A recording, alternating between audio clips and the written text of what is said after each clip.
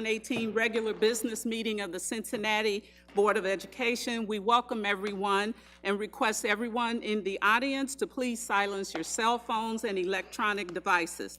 Please stand for the pledge.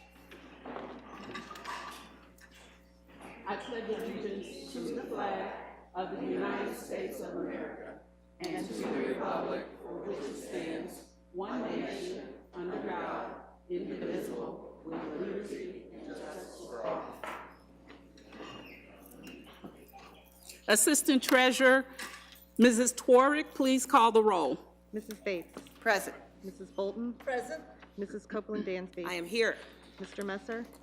Mr. Morowski. Here. Mr. Timmons. Here. Ms. Jones. Here. I need a motion to approve the minutes from the special meeting March 7, 2018, special meeting March 9, 2018, special meeting March 12, 2018, business meeting at Westwood School, March 12, 2018, emergency special meeting, March 14, 2018, and special meeting March 15, 2018. So moved. Is there a second? Second. All in favor signify by saying aye. Aye. Aye. Any opposed? The minutes are approved as presented. I need a motion to approve a 48-hour waiver for committee minutes. So moved. Is there a second? Second. Ms. Tworick, please call the roll. Mrs. Bates. Aye. Mrs. Bolton. Aye. Yes. Mr. Morowski. Aye. Mr. Timmons. Aye. Aye. Mrs. Bates, as Chair of the Policy Committee, please present the March 15, 2018 Policy Committee meeting report. Yes. You all have the committee meeting minutes. You have not had a chance to review them, correct? Because they were presented this morning. The committee minutes were presented this morning. Right. So if you can take a minute. Oh, just the revised minutes. Right, Yes, right. okay. So if you Yeah. can just take a minute to take a look at it and see if there are any questions. Well, I believe that there were, that all of the minutes were presented as revised, so. Right. I believe we can choose to defer the presentation of those minutes if we'd like. Well, we are presenting, let's see, we are presenting resolutions number In 2 regarding, yes. today, so I would prefer that we just go ahead and accept these That's right. because we're going to be voting on the resolutions. That's why I just asked for a quick second to Okay. just take a I hear look, you. and if there are any questions, you could bring them up now or when the resolutions are presented. Right. They were in our packet. I mean, they were presented to us, the revised version, this morning. I got you. Right, okay. So I present the report as written for acceptance, and if there's discussion, we can take that up later when we present the resolutions on the revisions Okay, and the new resolution. okay. It's been presented as the policy committees have been presented, the revised copy as written. Any discussion? Ms. Bolton, I'm sorry, Ms. Erica Copeland. I'm Erica Copeland-Dansby. Page number 3, neighborhood analysis mapping. Can you explain, Ms. Bates? Yeah. 3. Yes, I can explain that. We had discussion around, in particular, Pleasant Ridge Montessori, because there seems to be some, we're receiving data that there is a large number of requests for enrollment. It's a neighborhood school, so children and families have that right if they live within the neighborhood boundaries. And the suggestion was that we offer options as neighborhood options as well. Woodford, Paideia, in cultural arts, and also Silverton. And Mr. Miles reported, yes, it was Mr. Miles, reported that actually in practice, that's what the administration has been offering. So if a family wants to enroll their child in Pleasant Ridge Montessori, they've been offered the option of the other two, and that's been working very well. So we wanted to take a look at some other areas where those options could be presented and families would have more options within their neighborhood than just the neighborhood school and going into the magnet school lottery. Thank you. Other questions or comments? Ms. Bolton, as Chair of the Student Achievement Committee, please present the March 15th Student Achievement, the revised minutes. Thank you very much. Yes, we had a somewhat shortened meeting and largely due to an executive session that followed it, and we appreciate both the administration and the members of the committee kind of taking a quick track, if you will, through a number of items. But I'll draw attention, as you see, we had a presentation regarding a revised charter for the Workforce Council. We sent it back to Workforce Council, Preschool Workforce Council, for a further revision. We also had a couple of presentations from the community, 3 of them to be in fact. One Village, which talks about kind of alternative services that can be offered to students that are, in the grips of many issues, both discipline and social issues. And indeed, Assistant Superintendent Miles was very helpful in talking a lot about that, plus member Moralski had introduced this person and this program to us, and of course, member Timmons is familiar with a number of the people that work through this program, and it looks like it might be something that can be useful for our transitioning of A to E, A to S.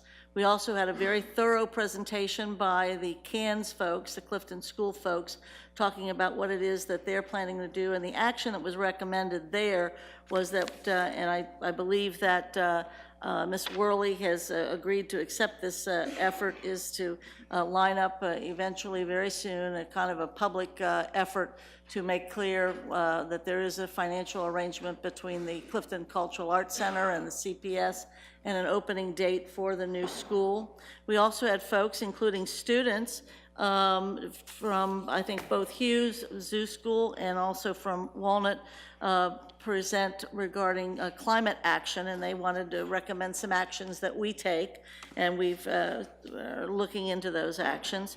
We also had the play-by-play, date-by-date, the later start effort regarding the community conversation, the later starts for our 14 high schools. We also had a bit of a report from the working group on LSDMC that's revising, making suggestions to Ms. Worley about changing the LSDMC handbook. Mr. Miles said it's about time to also start looking at our character and support guide, code of conduct.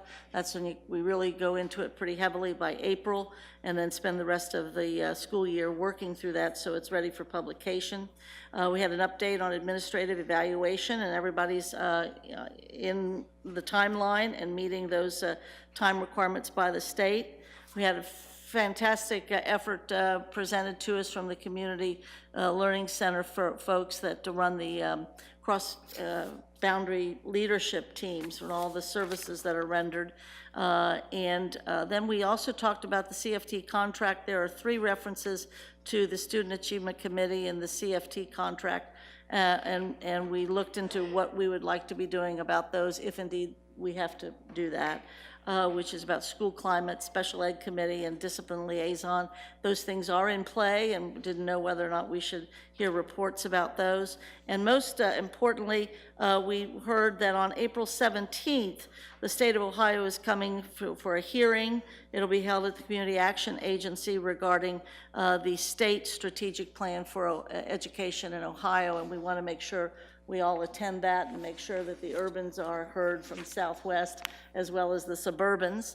And then finally, we had some previous updates that you've seen before, and we just kind of moving those along, and didn't quite get through the science curriculum update, and that will be continued in April. I submit as written. Thank you. Do board members have questions or comments? Okay.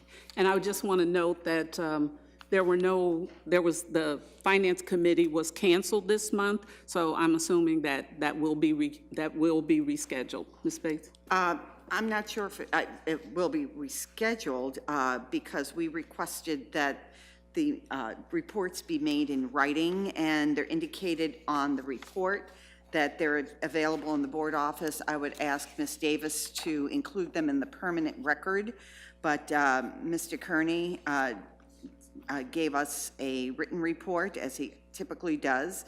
The treasurer gave us a written report, and the work plan is written.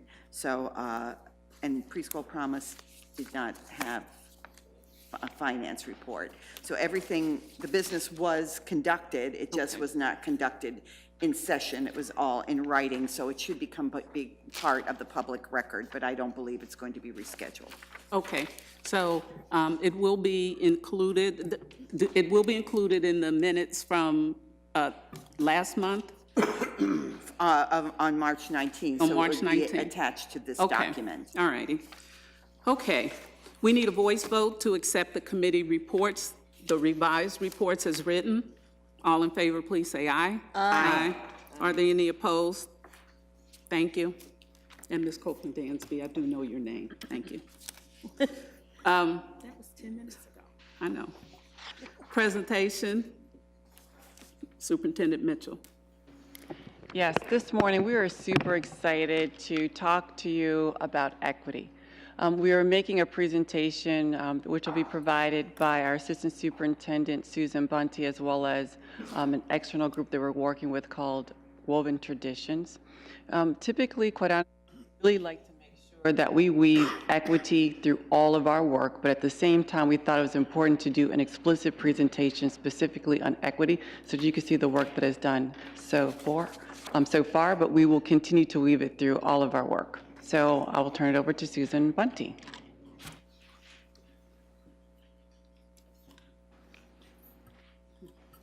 Good morning, all. Good morning. Happy snowy spring day.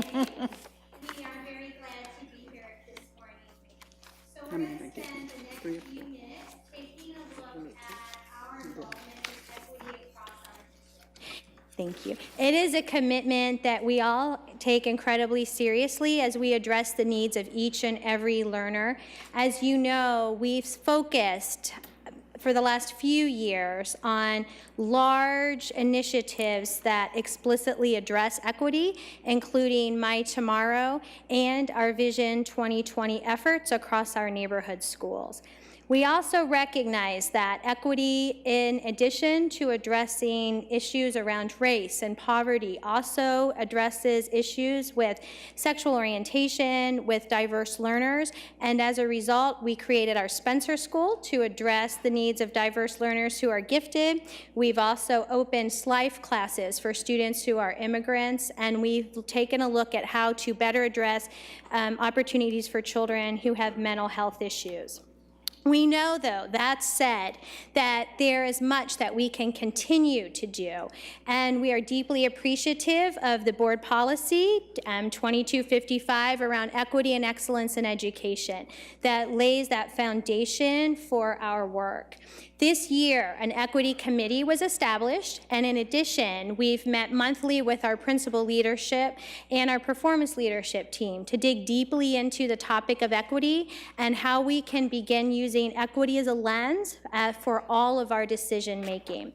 As we entered into that work, though, and having honest and incredibly courageous conversations about what that means to each one of us as decision leaders in the district, we recognized that in order to go forward, we had to do some significant work internally and as a group to recognize our own biases and to develop a common language and a philosophy and a deep understanding of what that would look like going ahead for Cincinnati Public Schools. So as we engaged in that work, In an effort to create tools and strategies and refine our practices, we engaged with some partners who I am thrilled to introduce today. Mr. William Shoecraft, who is in the audience, as well as Monica Marsh and Marla Marsh, have been working closely side by side with us as we continue to push ourselves to be the very best we can be for our students going forward, to provide equity, access, and opportunity. They're going to take a few moments to share with you the work that has been done thus far and the work that lies ahead. Hello, everyone. My name is Monica Marsh, and it's my sister Marla. Oops, sorry, I'm Marla Marsh. Hi. We're just going to speak a few moments about the work that we do. Our curriculum is entitled Woven Traditions. The work is based and copyrighted through Did You Know Publishing here in Cincinnati. We work with what's known as cultural competency, being able to interact effectively across cultures and across races, and understanding even between what appears to be one race, there are multiple cultures that need to be addressed. And our strong commitment is that when students come into a place that we call school, that they don't leave there or have to leave their culture at the door, that their culture comes in and becomes a part of that environment, a part of that curriculum. So we work with people to focus on that. Our framework that we use was developed by Dr. Terry Cross, this cultural proficiency continuum, which is a journey. Cultural competency or cultural proficiency is not a place that you get to and stay, but it's a place where you will move on that continuum depending upon the situation where you are and in the experiences that you have. Cultural proficiency, this continuum can be looked at as an institution, organization, or on a visual basis. So there are the 6 points there. The three on the far side, change mandated for tolerance. Those 3 points are destruction, incapacity, and blindness. People will move up along those points. The transformation piece moves in with pre-competence, competence, and proficiency. When one is at proficiency, one is holding culture in high esteem and able to respond and adapt to change as needed. Our offerings alone our offerings were designed for a curriculum to be purposeful and intentional. And we've established a partnership for professional learning to be sustained 3 to 5 years. A tool chest includes a plethora of over 80 support tools and a variety of self-assessments, including pre and post tests for our learners, for our staff, our administrative staff, our parents, and all stakeholders involved. What we're currently working on with the district, with the performance team and equity team and our principals, we're going through 5 modules for culturally competent leader. The first module encompasses learners being continual learners and courageous. Then we're focused on being data-driven and transparent. The third module, inclusive and sensitive. The fourth module, being connected and strategic in planning. And the last one, enthusiastic and realistic. And each module is designed to build upon the other. With the equity team, with all of those groups involved, we are focused on equity, of course. And equity is not the same as equality, as you can see demonstrated in this picture here. Sometimes you have to be, in order to be fair, you have to approach folks differently. You have to look at people individually where they are. You want the outcomes to be the same, but in order to reach those outcomes, sometimes you have to adjust to what the approaches that you're going to use. In order to make things equitable, we look at establishing benchmarks and standards in the district. We have tips for a successful cultural competency planning process, because planning is critical. We work with teams to establish this plan and to guide them on the journey. Marla, if you want to chime in, You're doing great. You're doing great. Now, this piece here, this piece is near and dear to our hearts because Marla and I are both retired from education. My background, for the most part, has been at Butler Tech as a high school principal, and also in the last few years, I supervised special services for the district. Marla was in Middletown all her whole career, mainly as an elementary and middle school principal. And we've been focused on equity for a long time in this work, over 15 years. But our frustration is that it didn't get into the classroom where it needed to be. We couldn't find the tools for us of where it needed to be, so we decided to write them. And when we wrote them, we were fortunate enough that Mr. Shoecraft was willing to hear us. So this is the foundation for our work, the 6 domains that we want in a schoolhouse of where we take staff through. And so they're listed. They're just all 6 listed there.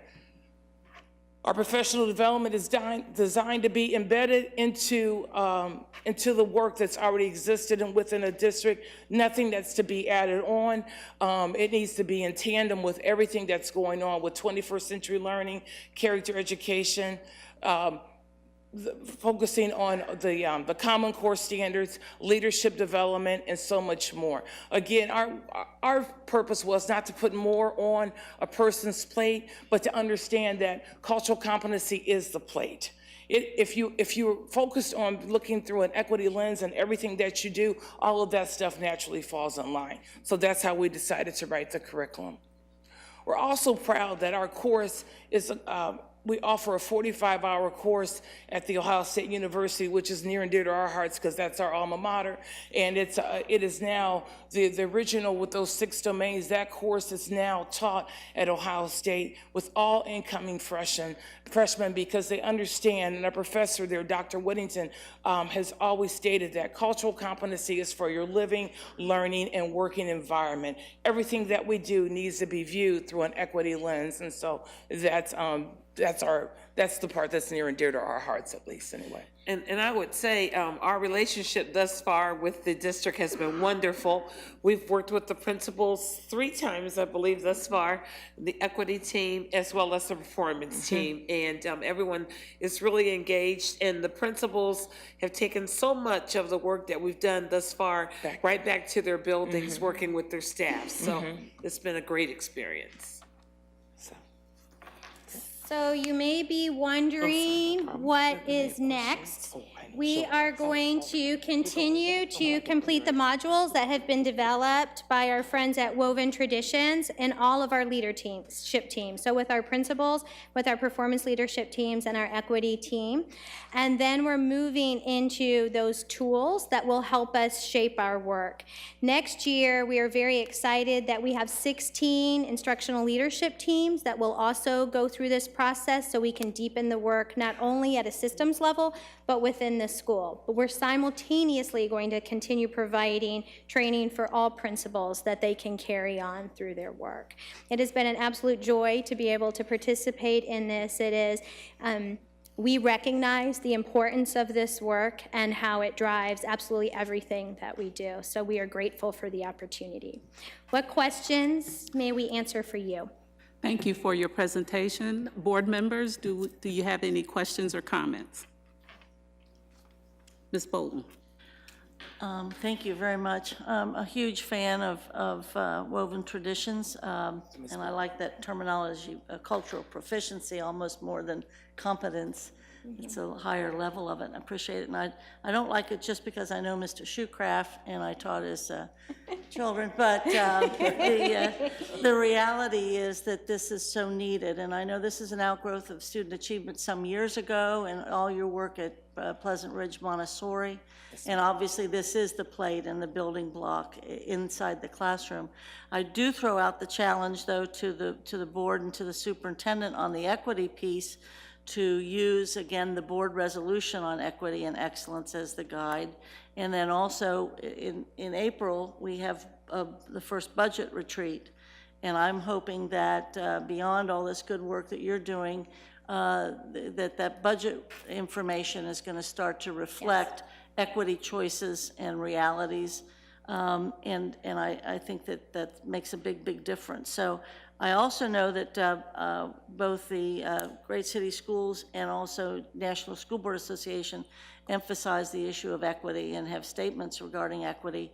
And one of the areas that is of great interest too is that there's I think part of the, I think it's law, is the effort regarding staffing.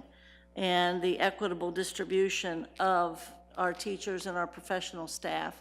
And I know that that's an issue that's before a lot of people, and I know that CFT is thinking about that, working on it. It's called Comprehensive Educator Equity Plans, and that's all part of the Every Student Succeeds, so I think that's another area to focus. But this is a great start. Thank you. Thank you. Other questions, comments? Once again, thank you so much for keeping us updated with our equity plan, and we appreciate the reports that we look forward to. We can see the growth in that policy, so thank you so much. Thank you. Thank you.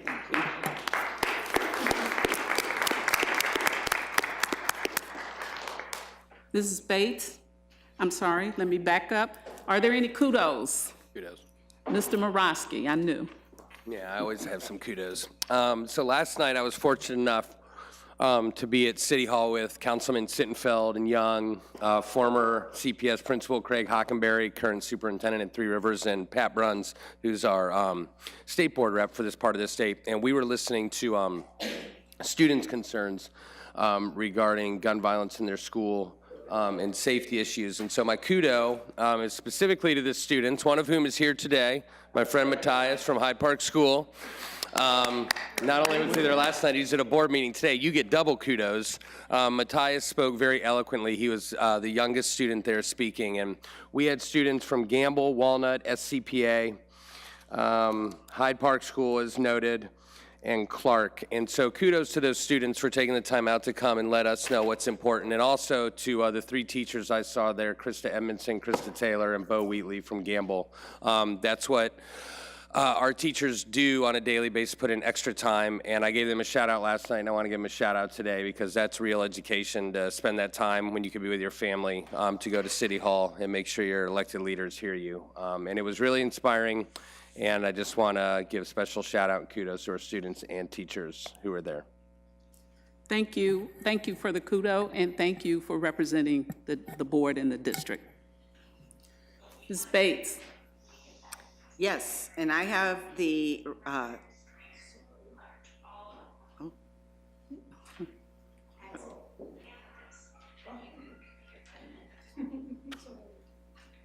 okay, I have retirements to acknowledge, and we have like a page full of retirements. So they will be at the end of the school year, but obviously they've been applied for and approved.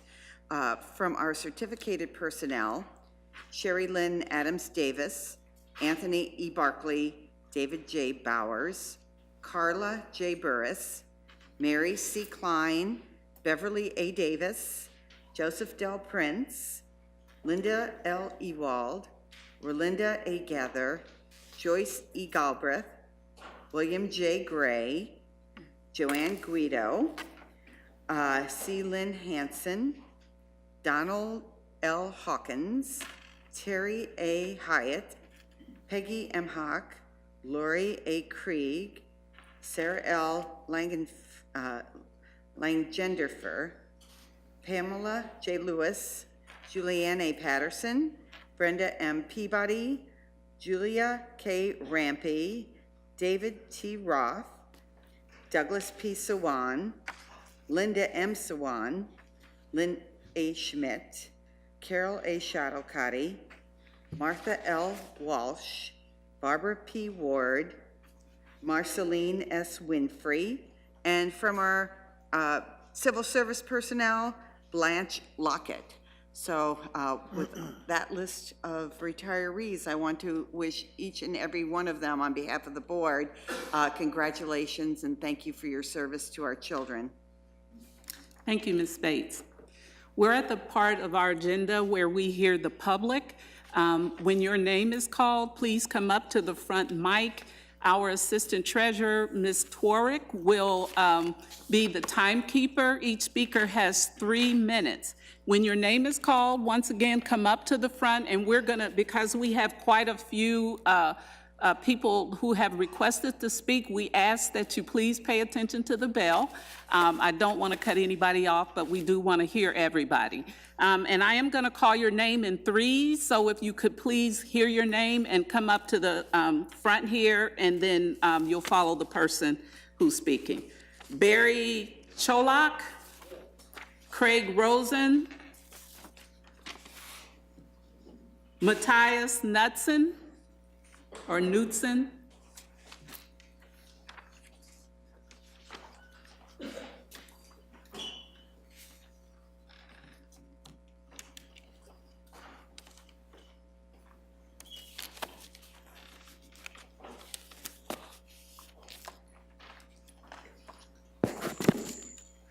My name, excuse me, my name is Barry Cholak. I've been here quite a few times before. I was going to give you a lecture about tax abatement, but it seems like other people have done a very good job of it before.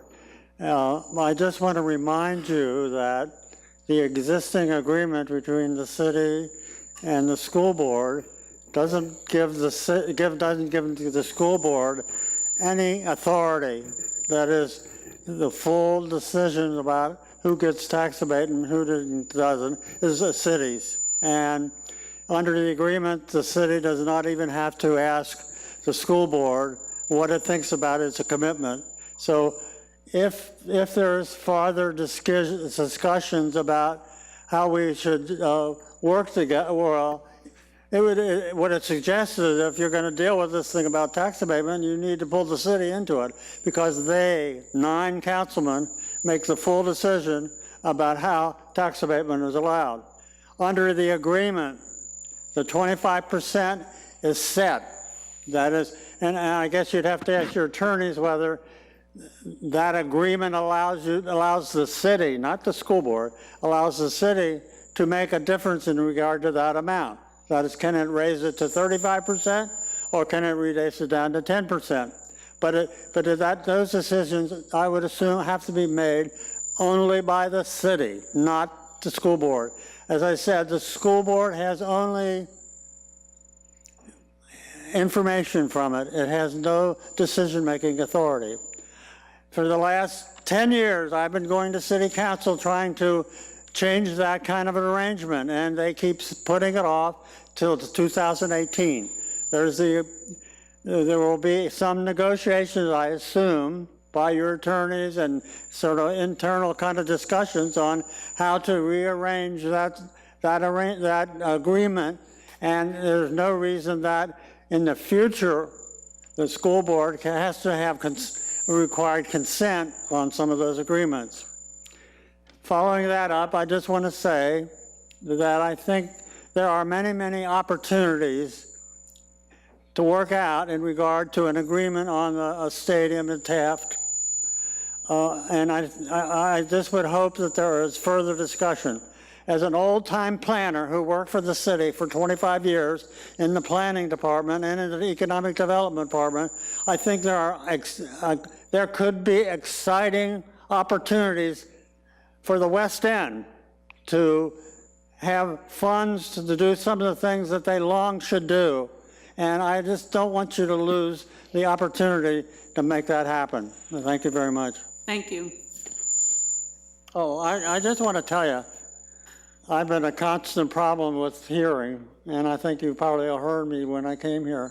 You've got a new system, and it's actually wonderful. It really works very well, and I appreciate that very much. Thank you. Thank you, Mr. Sholak. Mr. Rosen.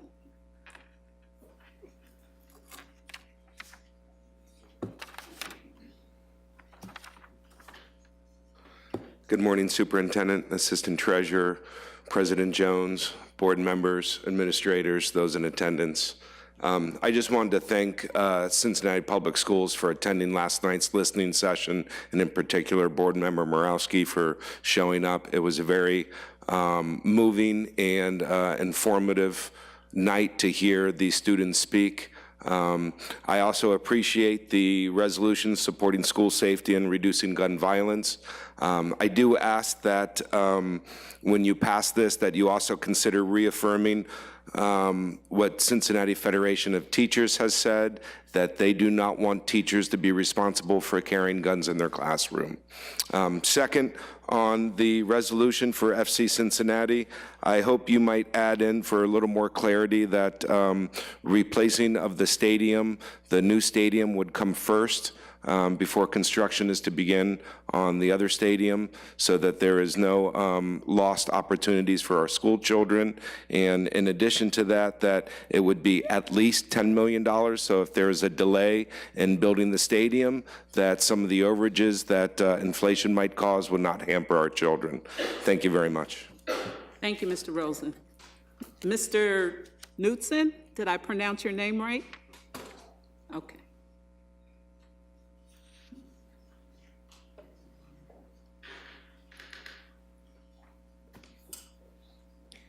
Hi, my name is Matthias Knudsen, and I'm a proud fourth grader at Hyde Park School. I am also a student representative on Student Council. I'm 9 years old, and I live in Oakley. Like you just heard, last night at City Hall, Councilmember Sittenfeld hosted a student voice open mic about gun safety and school security. I would like to thank Board Member Murawski for being there, and also thank CPS for working hard to keep us safe. Since school is closed today, I thought I would come today and share what I said with you too. I would like to share about our school lockdown a couple of weeks ago. It was not a drill, it was scary. So when the lockdown alarm went off, our teacher was surprised, but we immediately barricaded the classroom door. He then told us to take pencils as a weapon to distract the active shooter. Next, he passed out scissors and then told us to spread it out around the room. We used to all huddle in the back of the room, but this made us one big easy target. I thought I was smart to be in the middle, not in the back where I couldn't escape, or at the door where I might have to sacrifice myself so others might escape. My friend decided to grab a chair and gave me his scissors. We had to make a plan. I would throw my 4 scissors, then he would throw the chair. Then I could throw the pencil and scissor and run. After a couple hours, the lockdown was over, and we were told to go back to work. This was very hard to do. I'm 9 years old, and I should not have to go through this, but we do. Please pass gun safety policy, because I don't want guns in all schools from teachers or bad people. Thank you. Thank you.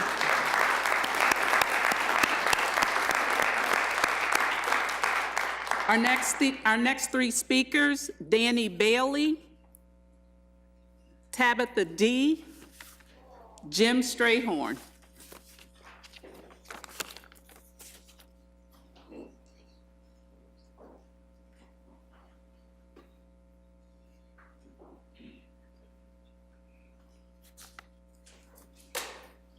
Mr. Bailey, is there Danny Bailey? Okay.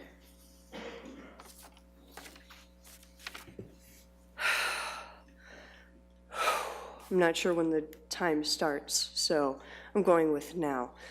I am not a Mr. or a Miss. I am a Mux. I am a Muxter.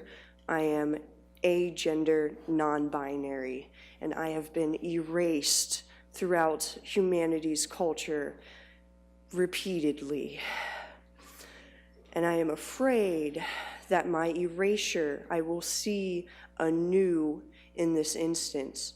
If we bring in a gendered, specifically gendered league into West End, what are we going to show our children? I don't have children. I don't even. Point is, our future. We're going to show them all these men or designated males running around playing, and why can't we? And that is where I am coming from.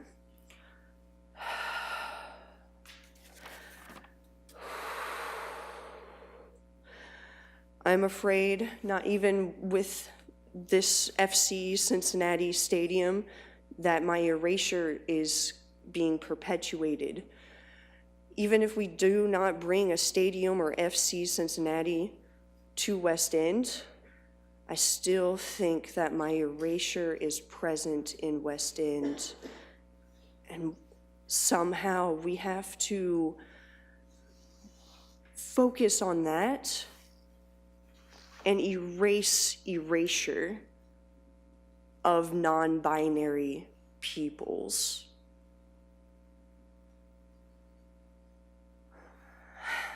I do not know where the clock is. You will hear a ring. So, my piece is that I hear sexual orientation, but I don't hear gender identity. That is erasure to me. And I'm really afraid that me will be erased again. And I'm just pointing this out. Thank you very much. Thank you. If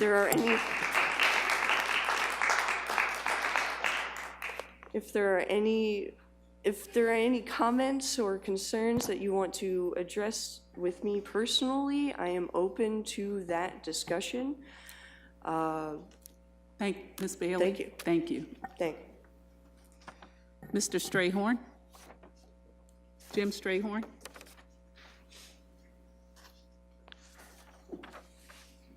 Good morning. Good morning.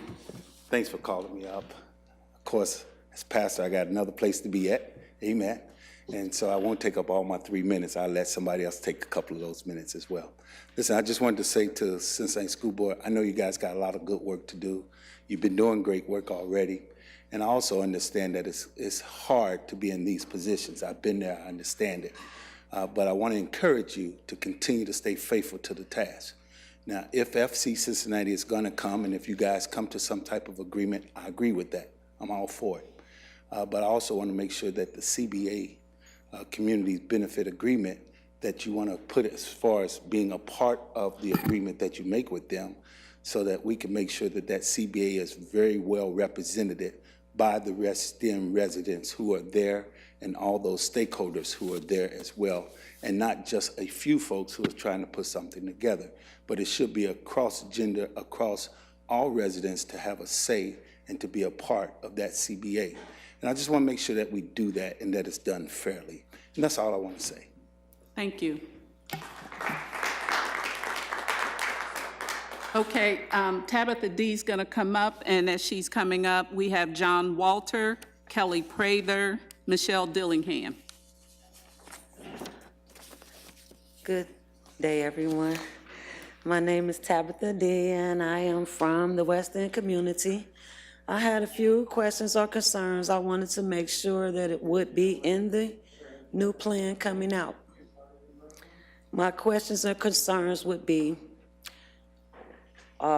is there a written plan on how the children from the community will be able to participate in the program as a helper, an intern, someone who's looking for a job in that industry in the future?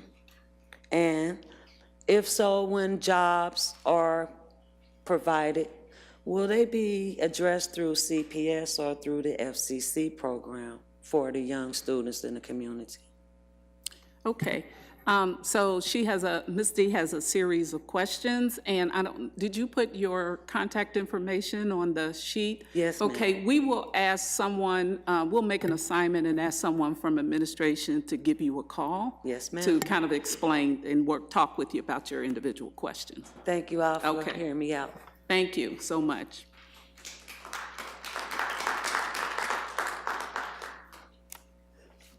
Yes, sir. Mr. Walter.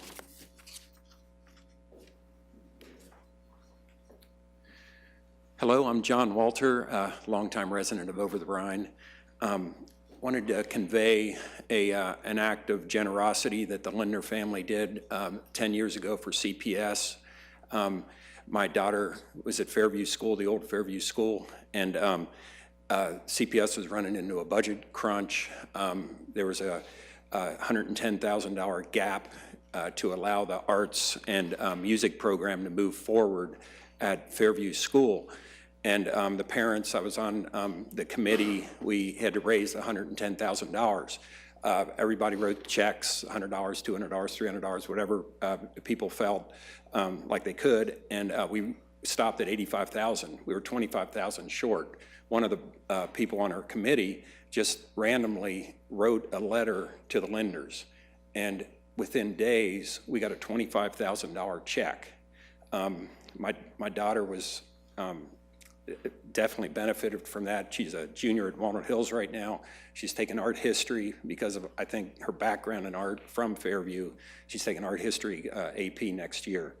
I think that generosity, if FC is allowed to go into the urban core, I think we're going to see just a blessing. As far as I was a soccer coach for my daughter for about 10 years in Say Soccer, and what it does as far as developing young women from a competitive standpoint, camaraderie, just self-worth. It's amazing to see these young girls, you know, move forward and as a team. And I think that FC in the West End will be a conduit for bringing a sport that isn't that popular in the urban core, you know, to the urban core.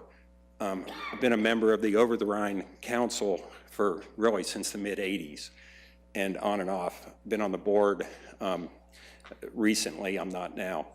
I'm on some of the committees, and what I've seen over the last 2 years is very disturbing. From a, it seems like every development that comes forward that has anything to do with people taking a risk, private equity, private investment, it is pushed back in a very aggressive way by the Over the Rhine Council in a very similar fashion with a lot of the same people as what has been in the news, this community benefits agreement of $50 million. One example is the development across from Rothenberg School that was 30 market rate houses by North Point Development. The community council treated that developer so bad that he walked out, never came back. So CPS loses all that tax money, and well, I guess I have to stop. Thank you, Mr. Walter. Ms. Prather.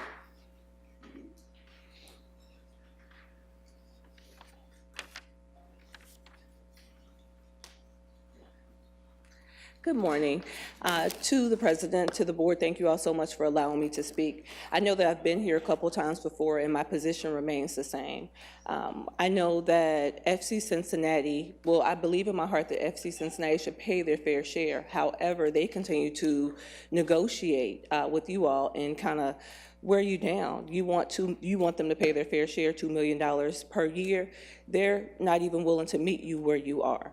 Mayor Mark Mallory said that if the West End residents do not want FC Cincinnati in their community, it won't go there. Jeff Birding even said that if they don't want it in their community, it won't go there. Last night, 50 members of the council said that they did not want it in the community, and so I think that we should hold them to their words and not put FC Cincinnati in the West End. I do understand that at the end of the day, you have to do what's best for your citizens. I get it. I understand that we need investment in the community. The narrative is that if FC Cincinnati does not build in the West End, there won't be any development. Mayor John Cranley said that there's $28 million that could be put into the West End for redevelopment, business opportunities. You all just had a wonderful presentation on equity where they discussed equity, access, and opportunity for programs within the school system.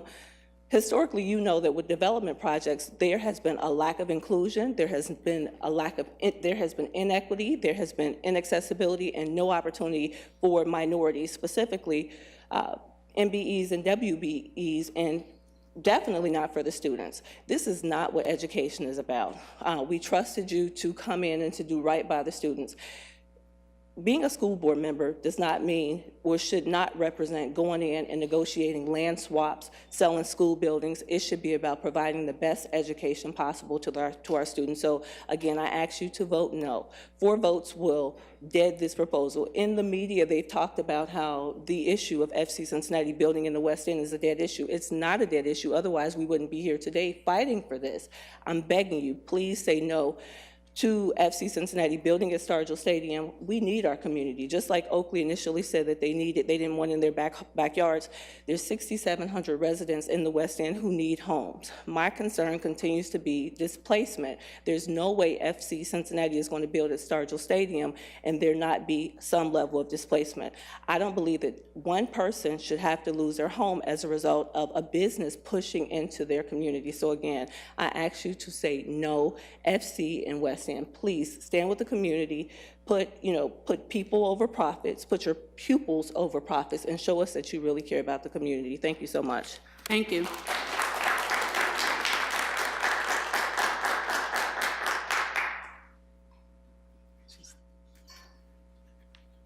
Michelle Dillingham had to leave early, and she asked me to speak in her place. I'm Sue Mangan. When these decisions come up, typically we get the sales pitch from the developers about how the community's going to benefit. And that's coming from a perspective of financial dollars that are going to create a magic turnaround. Sometimes what we forget, often in fact, what we forget is people's lives are being affected. Community is more than about dollars. It's about people identifying with a place, being committed to that place, being proud of that place. And I see that in the West End right now. They've risen up and shown that they are a strong community, and they don't want FC Cincinnati to come in and make promises that they aren't going to keep, because they've seen what happened with the casino, with other stadiums. The promises look good early on. The business people have the advantage. They have a lot of money to hire lobbyists and salespeople that are well trained in the arts of coercion and marketing. But the public doesn't have that. They have to depend on the integrity of their elected officials when these public-private partnerships are made. And it is, it's heartening to see that you didn't fall for the FC Cincinnati railroad that came in wanting to quickly convince everybody that this was the best thing that could possibly happen to the city. I'm glad that you didn't accept the bribes early on, but it is important they pay their fair share. Everybody else, property owners pay their fair share. Why can't business people do that? Back in the '99, when the TIF agreements were determined, we needed more investment in the city for development than we need now. What we need now is transportation for people to get to good paying jobs. We need schools that are equitable. The presentation was encouraging to see that that's happening here. We need to do something about homelessness. It's the worst it's ever been in Cincinnati. Those children go to our schools. Having a stadium in the West End is not going to address any of those issues. The jobs will be low-paying jobs, and not for the people that live there. Only in the beginning, when they're building and constructing, they're promising something. Thank you. I appreciate your standing up to this.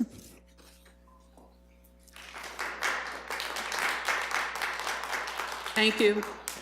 Marlena Brookfield, Mark Casey, Keith Blake.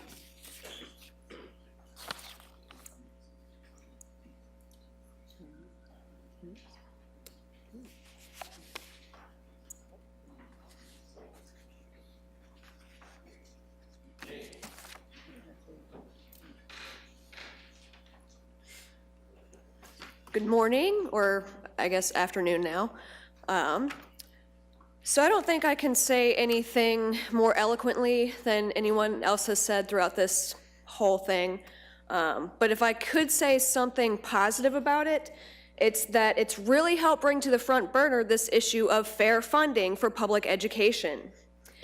And I'm very glad to hear that you guys are sticking to your guns, sticking to this resolution, and what you have said, these are our conditions, this is the amount of money that we are owed, and we want the community benefits agreement. Please, please stick to your guns. I urge you. We can't back down from that. I just have to say, if Mr. Birding and his people really want to make a difference in the West End or the community of CPS as a whole, pay your fair share. Pay your fair share and truly make an investment in our community, in our school, in our children, in our future. Thank you.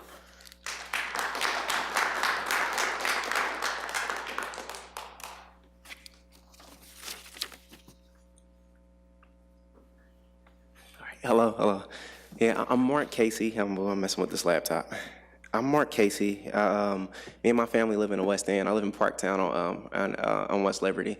Last time I was here, I didn't get to thank you just for the opportunity to speak. So yeah, thank you.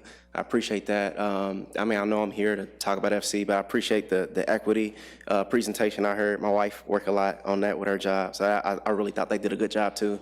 But thank you for letting me speak. The last 2 months for me and my family have just been difficult. Like, I got the news, about FC from the local news. Like, it kind of came out of nowhere. And I just went to the community to kind of get answers. And so, we had a meeting, like every week. I mean, sometimes twice a week we were meeting together, and our communities were just trying to tell us the best what was going on. And I'm just trying to interpret it the best, for my family. And really trying to balance respect between all of them, because I really do respect all of our community leaders. But through this process, I've just kind of felt just real powerless. And no matter what I thought, or because I'm seeing that not only myself, but people from my community, we're pretty much saying the same thing. Some of us may be badly informed. Some of us just may be just scared. And so we're saying things that's this is probably not the best language, or we're mad at you, we're mad at, and so I get that we're all coming off in different ways, but what can't be overlooked is that we're all saying the same thing, majority-wise, and we just feel powerless. We feel like we're basically just at the mercy of your decision for what could affect the community that we live in. Sorry. Someone brought up before that Jeff Burton said that if the community didn't want it, he would not come. I asked him that. Last month at our West End Community Council meeting, I stood up and I said specifically, if the majority voice is no, will you still come? He put the mic to his mouth and he said no. Last night, we had a vote, and it was 2 votes came after him, so it was actually 52 that said no, 10 said yes, and it was 5 extensions. The majority voice is no. It's just, so I just want to keep focusing on that, but I'm not naive. Some of us who are saying yes, I think, are just scared that it's going to come anyway. So they're just trying to do the best they can to try to look on the positive side of it. So if that's the case, I would really want them to take the community benefits agreement serious. But to be clear, I don't want them to come. Thank you.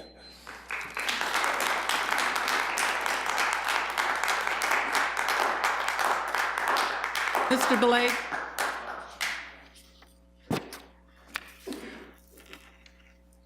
Good morning. My name is Keith Blake. I'm the president of the West End Community Council. As others have shared, last night the Community Council took a vote, and it was 50-10 with 5 abstentions that the Community Council did not want the stadium to come to the West End. We took a second vote. The membership recognized that the decision is not necessarily ours, and our vote does not represent a veto. They also voted 49. Let me get this right. 49 for, 5 against, and 1 abstention, that if the stadium should come to the West End, that the Community Council wanted to take the lead on participating in the CBA. I have not been present at any of these other meetings prior to this simply because I was aware of the sentiment in the council. I'm here today and going forward, should the stadium come to the West End, the Community Council wants to be involved with the CBA. Thank you. Thank you.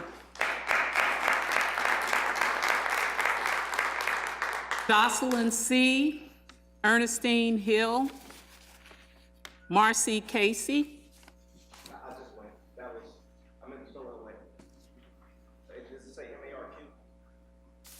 Oh, Marcy Casey? That wasn't you. Oh, sorry. Maybe somebody else named Mark.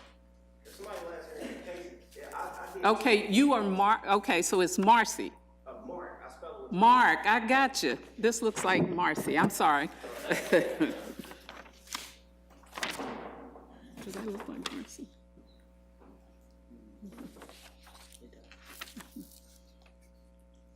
Jocelyn C. Oh, hi.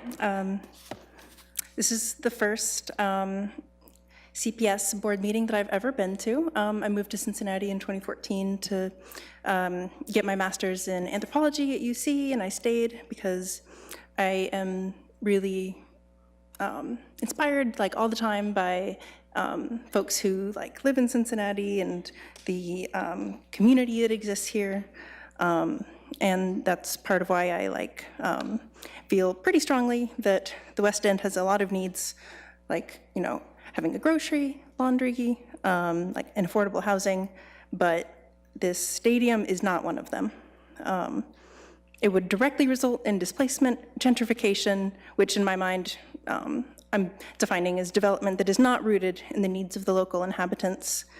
And there's a lot of research out there that discusses specifically sports stadiums funded by local governments and how they do not often have economic benefits to the local communities. There's this really good quote from University of Chicago economist Alan Sanderson: if you want to inject money into the local economy, it would be better to drop it from a helicopter than invest it in a new ballpark.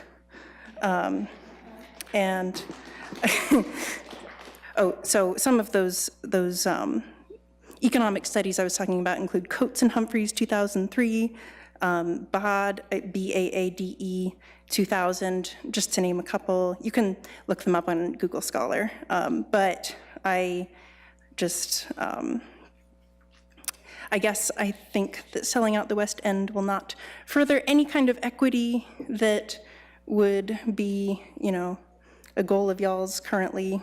And I guess also, there's probably an argument to be made that, the problems of the West End are more than the school board can address, and that's valid, maybe a lot to take on, but watching development in other parts of the city, especially over the Rhine, has sort of made it clear to me that we cannot rely on or wait for private development to make positive social change happen. And I also think that drawing stark divisions between areas of your social life isn't productive and doesn't acknowledge the intersectionality of people's lives. Everything is political. And I also think that ultimately, if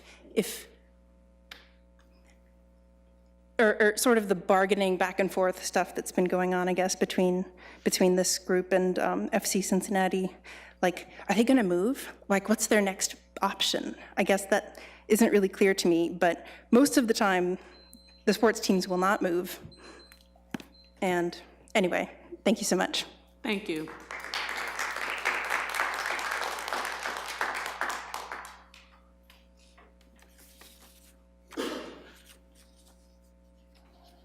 Good afternoon, everyone. My name is Ernestine Hill. I'm a resident in City West. The first time I came across developers. It was in Detroit, Michigan. It was 1977. I had just had a baby. I lost my home, my job, and my children on that day.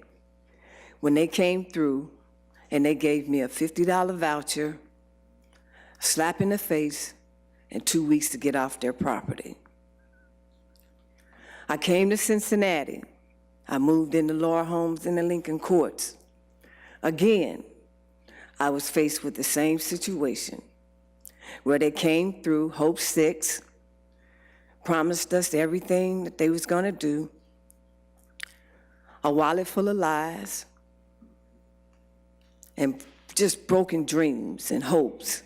They told us that we could have property out there on Lynn Street. I remember when Heavy's was there, Vince Martin, the meat market. They said we can do all that over again. It didn't happen. Now I'm faced again with the same scenario where the developers come through, promise us all these things, and we get nothing. I'm 60 years old. I can't keep moving. I can't keep being afraid that my house is going to be taken away from me because I rent. I've paid a lot of money in rent, and I have nothing to show for it. And there's nothing in place for people like me. I do not want the stadium where I live at. It's not the people that, like Jeff Birding, it's the people that's gonna come behind them. In a minute, I am not gonna be able to afford to live in the West, in City West. They got $500,000 homes they're getting ready to build. I'm afraid. I'm scared. I'm asking you to please say no. I don't want to go through this again. I am tired. Everywhere I go, I am asked to leave, and you cannot tell me that what they're getting ready to do, they're not going to tear down some stuff. So please say no. Thank you.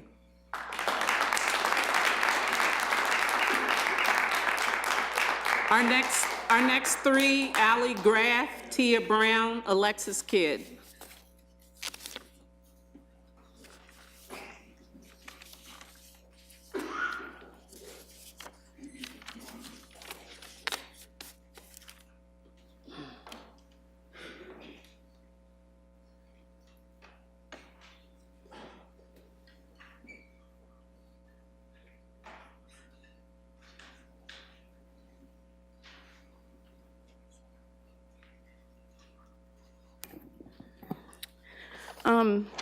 I guess I'm going to make a few points, but I want to start off with how many times this board has talked about transparency. I wasn't surprised, but I was still disappointed that last week you all went into a special executive session and did not allow the public to come to the beginning of the meeting.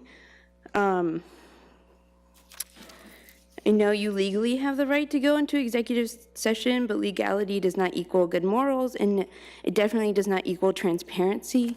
Like, it's pretty simple that executive sessions are not transparent.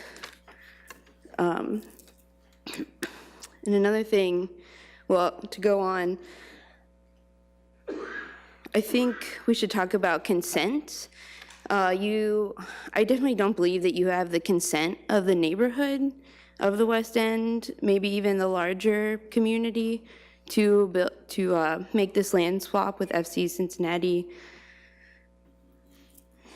And because without a bunch of mental gymnastics, I'm sure you know that when your meetings are highly attended, that the public's probably not very happy because we don't really come out en masse to tell you that things are going well. So you should probably know that, like, the community is not happy with this. The community does not want the stadium.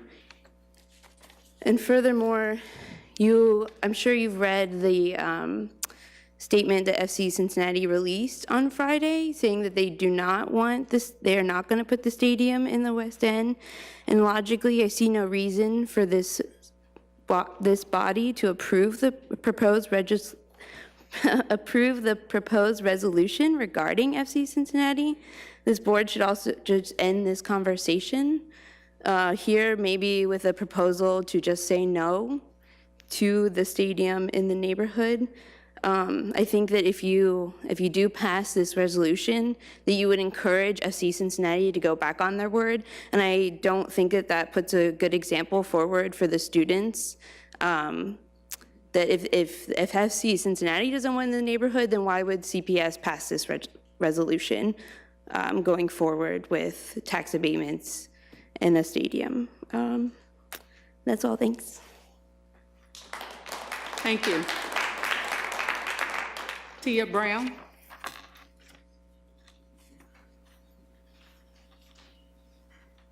Hello, I'm Tia Brown, West End resident.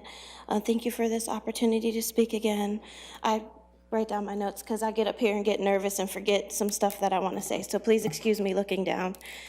I want to thank the board for holding strong to their requirements of FCC paying their fair share of taxes, and also requiring that FCC work with a broad representation of a united coalition fighting for the West End on a community benefits agreement. We've learned through attending these many meetings that regardless of what the community votes, the ultimate decision makers are you all and the City of Cincinnati City Council. We've also learned that regardless of what FCC is saying and what the media is saying, that the possibility of the stadium coming to the West End is still alive. I understand how boards work, and when you have a vote on the table, you might discuss it privately and you may come to your conclusion prior to the meeting.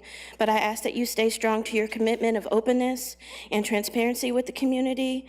The community developed community benefits agreement, I feel, is the best way to ensure the West End has a seat at the table and to have the proper protection from developers. Thank you.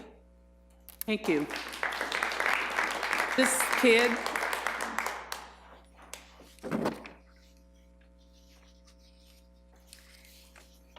Thank you once again for this opportunity to speak for you all. I want to thank you all again, just like Tia, to reiterate the fact that you all have stood your ground and continue to stand. I'm asking that you would continue to stand.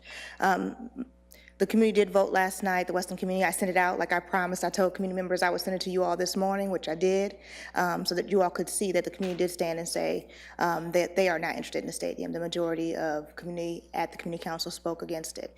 But I also want to speak about the second part of your requirement is a CBA. I know that Mr. Birding is drafting his own, and that is not how CBAs work. CBAs work that there is a coalition of community members and groups that come together. They provide the document and pass it on to the developer, and then that negotiation happens. What he's doing is backwards, and it's not a true CBA. And so we're asking that he follows the true gold standard that our council member Mann said that he wants to see, and hopefully that you honor that as well. And so we're hoping that a true CBA could be drafted. Communities already, the Western Community Council has an ad hoc committee that they formed last night. They'll be meeting and discussing. There are other groups that are still coming to the table in the West End that want to be a part of this. And so anything that you've heard prior to this, stating that there's this budget and there's this agreement that's already out, this is still coming together, and we need more time. We were told by experts that it takes about 6 months. We don't have 6 months, but we were told by experts that it takes about 6 months for communities to really get together and draft their community benefits agreement and negotiate them out. So we don't have that much time, but we do ask for more time that the community can come up with their own community benefits agreement, present it to the developer, and then have that presented to you all. Thank you. Thank you. Okay, I'm gonna ask the last 4 speakers to come up: Ethel Black, Christopher Griffin, Tom Savoca, and Julie Sellers.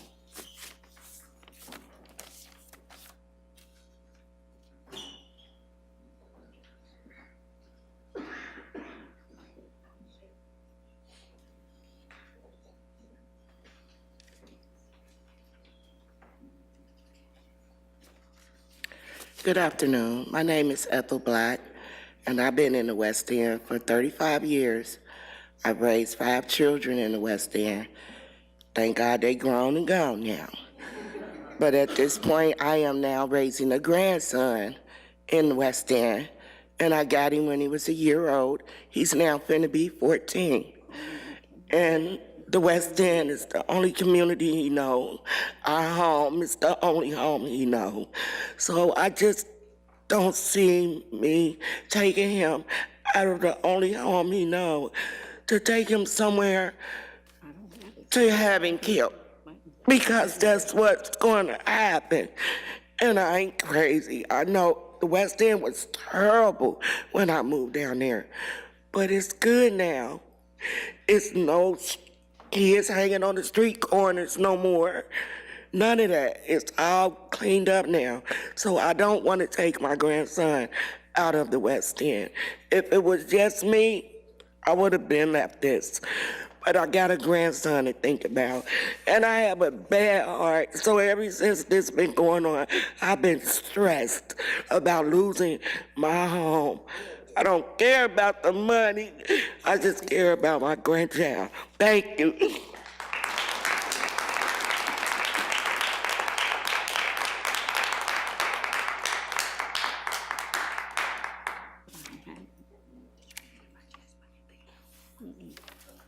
Next speaker. They know, I called their names in order. Let me get on. How y'all doing, everybody? My name is Christopher Griffin. I know I've been at every meeting, West End resident, 30 years. I just want to let you guys know that when I walk in the West End, it's nothing to be proud about. It's nothing to say that, proud to say that I live in the West End. It's nothing down here. I want investment, and I think FCC is going to be an investment that we need. Economically, people in the West End are struggling. And like I said, I never write anything down, but this is just me coming from the heart, and I feel like it's the best option because if we don't get the stadium, we get Drees homes. And I know nobody in the West End can afford that. I know that. And like they said, last night, they did have a unanimous decision not to want, FCC to come in to the West End. But it's a slap in the face to say, we don't want them in the West End, but we want your money that if you do come. That makes zero sense to me. I don't know about y'all, but that's what I say. It makes zero sense. If you didn't want them in, you shouldn't even ask for a CBA. But that's just coming from me, and I don't represent any council. I'm just representing myself, and I feel that is a major slap in the face to anybody who is willing to come into your neighborhood and help you. You say you don't want them, but then on the other hand, you say, yeah, come on, but when you come, bring your money along with it. And I just feel that's wrong. I'm sorry, I feel that's wrong, and that's just me. And that's just where I'm at. Thank you. Appreciate you. Thank you.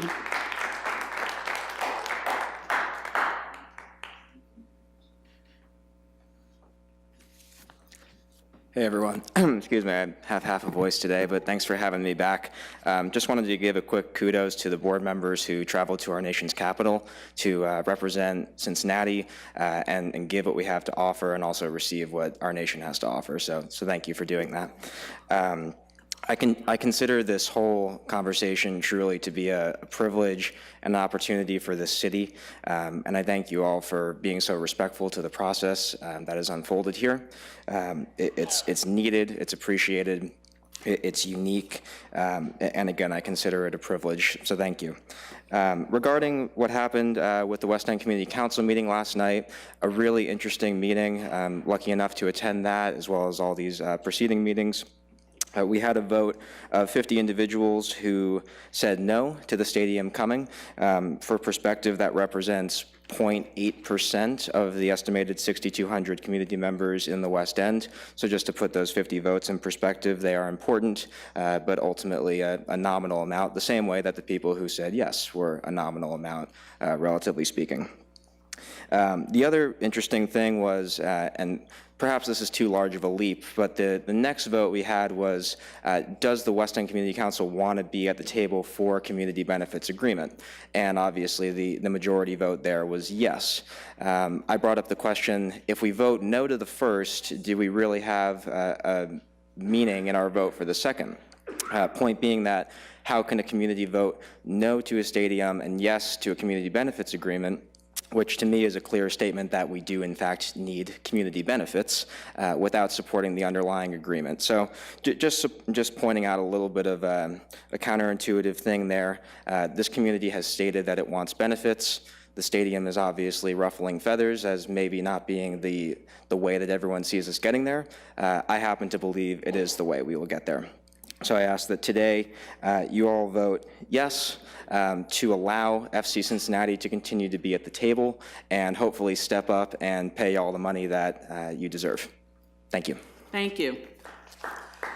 I just want to share that we thought we were down to the last speaker, but somehow we have 2 speakers who did sign up and their papers were displaced. So I'm going to ask Julie if she minds just holding on for these next 2. Josh Spring and Stefan.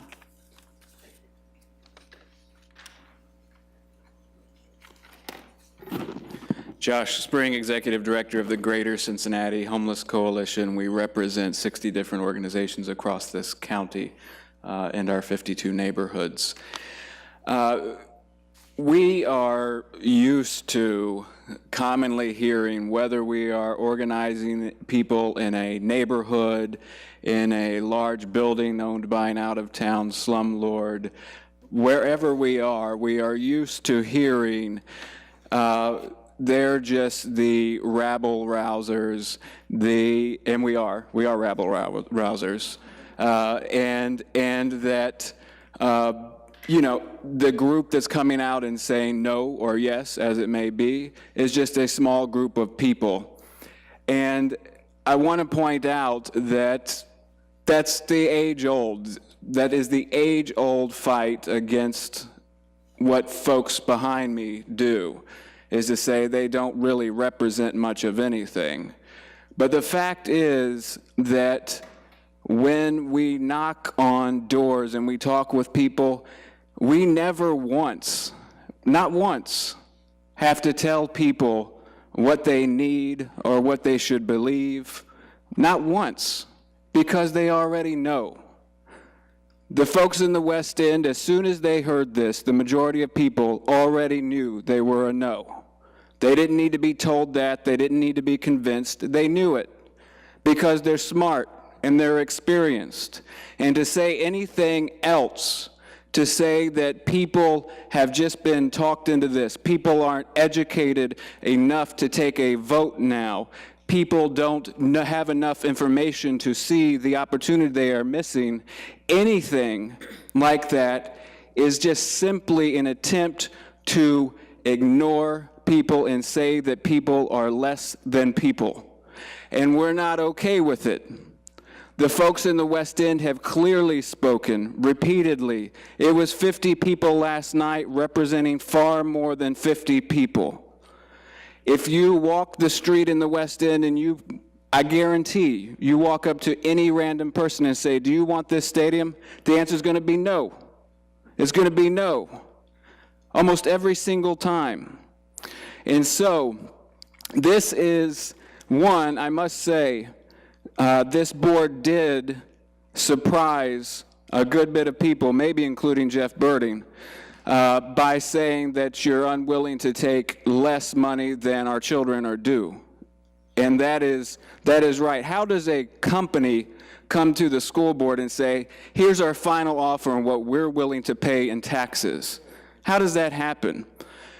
Because they're used to getting their way. I'm going to finish, just to give me 1 minute.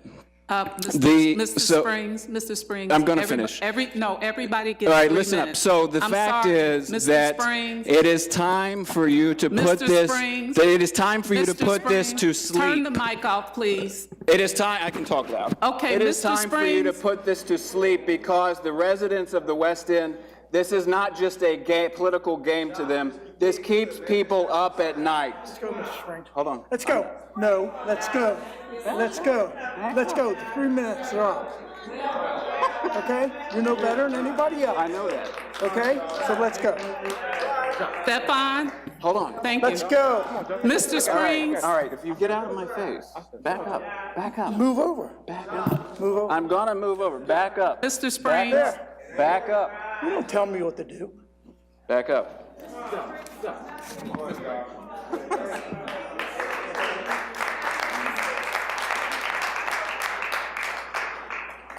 Okay. Stefan? Sorry about that. You start me? Yes. All right, that was a commercial break. We sorry about that. Commercial break. He was just mad. You know, ain't nothing wrong to be mad. Well, I like this job with scripture first.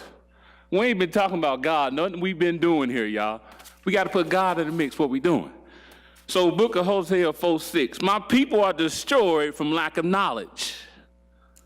Because you have rejected knowledge, I also reject you. I'm gonna leave it right there. Think about that. I thought about the FCC when they had y'all on the news with a deadline. I said, these school board members, grown people, they talking to y'all like y'all child. Y'all better come up with something by 5:30. If y'all don't, it's over. They like really trying to rush y'all to do y'all business. So guess what? Say no to their business. That's what y'all should do. We still got some supporters in here for the FCC because they got some money coming. Yes, they do. They got some money coming, man. I know what's going on. People still getting paid. They ain't backing off yet. They doing these secret meetings. Ain't telling nobody. Then they got stuff down at City Hall with Harry Black. It's all a smoke screen, but it add up to who gonna sign these multi-million-dollar deals. It's up to y'all, ladies and gentlemen, up here on this school board. It's in y'all hands. Say no, Ms. Bolton. Say no.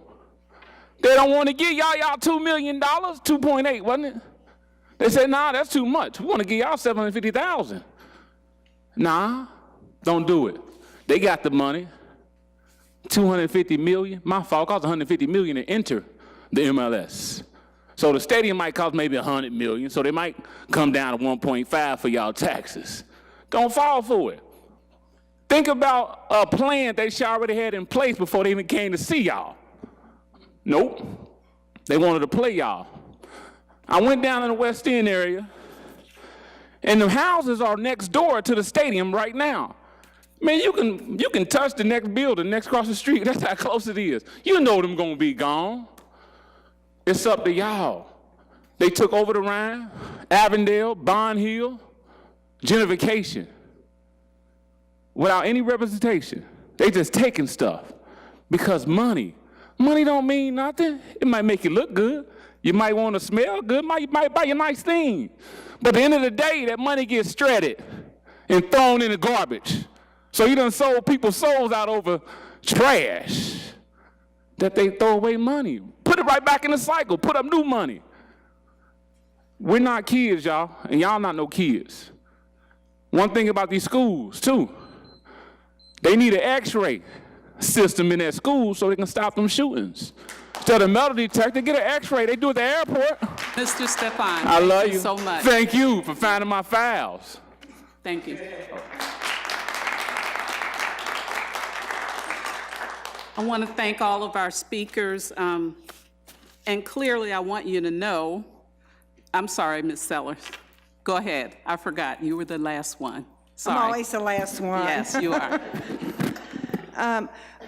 I want to say good afternoon to everyone today, but I want to say thank you for hanging through this difficult process and having a resolution concerning the future tax deal with FC Cincinnati and standing strong on this debate by looking out for the district and the taxpayers of Cincinnati Public Schools. I am glad that you have included the CBA, that has to also be in place, but the way it's being rushed, I don't know how they can get a CBA that people will really trust. Right now, I believe that there is a broken trust between the FC Cincinnati and the community. But I would like to point out that The West End is not the only location, and the resolution that you have today is concerning Stargell Stadium. But I want to make sure that if it goes to Oakley, you're going to stand strong, that there will also be a CBA with the Oakley community, and that they will also pay their fair share of taxes in Oakley. Because people are thinking, well, they'll go to Oakley and it won't cost them as much. But they still have to pay what is the negotiated rate of their taxes. We are not asking them to pay more than what the signed agreement is. All we're asking them to do is pay their negotiated discounted rate. That's all. And for anybody to say that the district or the board is being unfair asking for the negotiated rate, that is a break of a contract that was signed by the city and the board.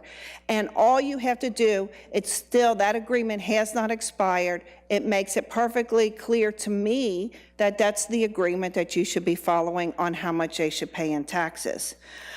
Secondly, but there's a lot of people throughout this process who are really stressing out, and I think you can see that from the people who are here today. This is causing anxiety for people in their lives. And the sooner a decision is made, I think the sooner it will help people who are being stressed out. But I'm also glad that the district is moving forward with the equity policy that is needed. But I would like to make sure that the district's budget also reflects that equitable procedures within the district. We need to make sure staffing is done equitably. We need to make sure that resources are given to educators equitably. We need to make sure that it isn't just a policy on a piece of paper and then everything is denied by the treasurer. We should be able to fund what is right for our children. This year, CFT's teacher leadership cohort, many of the teachers in this year's group, they are focusing on equity and having equitable staffing and resources across the district. So when we are asking for a policy, I think that the board needs to stand strong and make sure that the treasurer is funding for our students, especially in schools where there's high poverty. One example of inequality, and you can see it right in your board briefs that you're going to be voting on, is why are we having still this number of overloads in combination classrooms? When you talk about equity and you have a school that is high poverty and you have classrooms that are not following what the collective bargaining agreement is for that class size, and you have kids sitting in a room with more than 30 kids, and they are saying, well, we'll just pay you overload, that's not fair to those children. It's not fair that we are spending that kind of money on overload and not hiring the staff for teachers to have a small enough classroom that they can provide equitable experiences for every child in that classroom. And I would also like to thank you for the school safety and reducing gun violence because that also needs to be funded. Number one, enhance mental health services and substance abuse treatment so that individuals will have sufficient access to the services. Is that going to be funded? Increase access to school safety measures, including but not limited to school resource officers, school safety infrastructure, and other security measures designed to protect students and staff from an active shooter on school grounds. Is that going to be funded? Training for school employees and enhanced coordination with law enforcement agencies and first responders, is that going to be funded?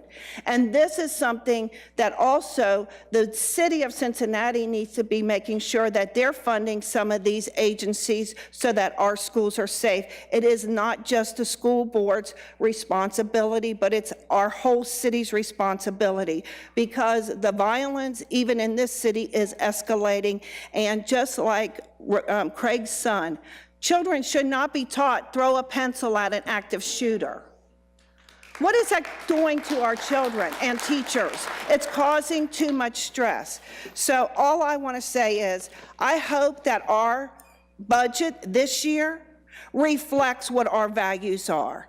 Because you can tell me whatever your values are, but if you don't fund it and it isn't in your budget, then that's not a priority for you. So thank you. Thank you, Ms. Sellers. We're about to move into our next agenda item.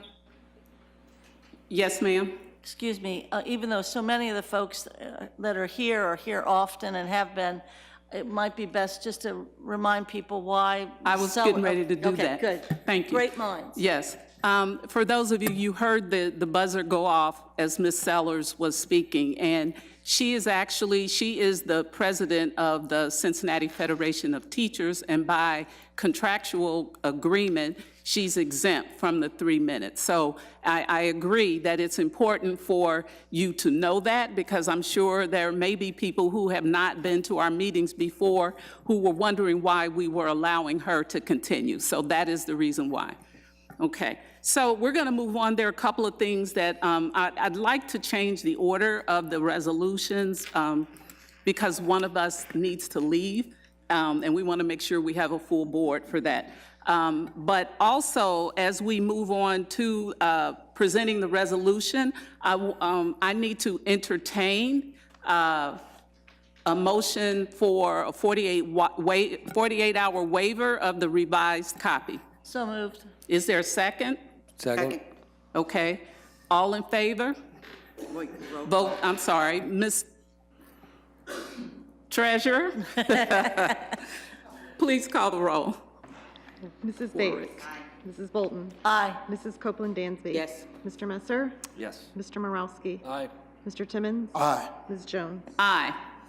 Okay, thank you. So, sort of as a prelude to introduce this resolution, just wanted to make sure that people knew that this copy has been recently revised, and if you want a copy of the revised version, it is out. Is it out front, Lauren? Okay, it'll be out here, and please pick up the revised copy. Okay, so I'd like to present a resolution approving offer to exchange property with FC Cincinnati. A motion. It's a motion. So you need a second. I need a second. I'll second. Thank you. Please call the roll, Ms. Warwick. Discussion and comment. Discussion.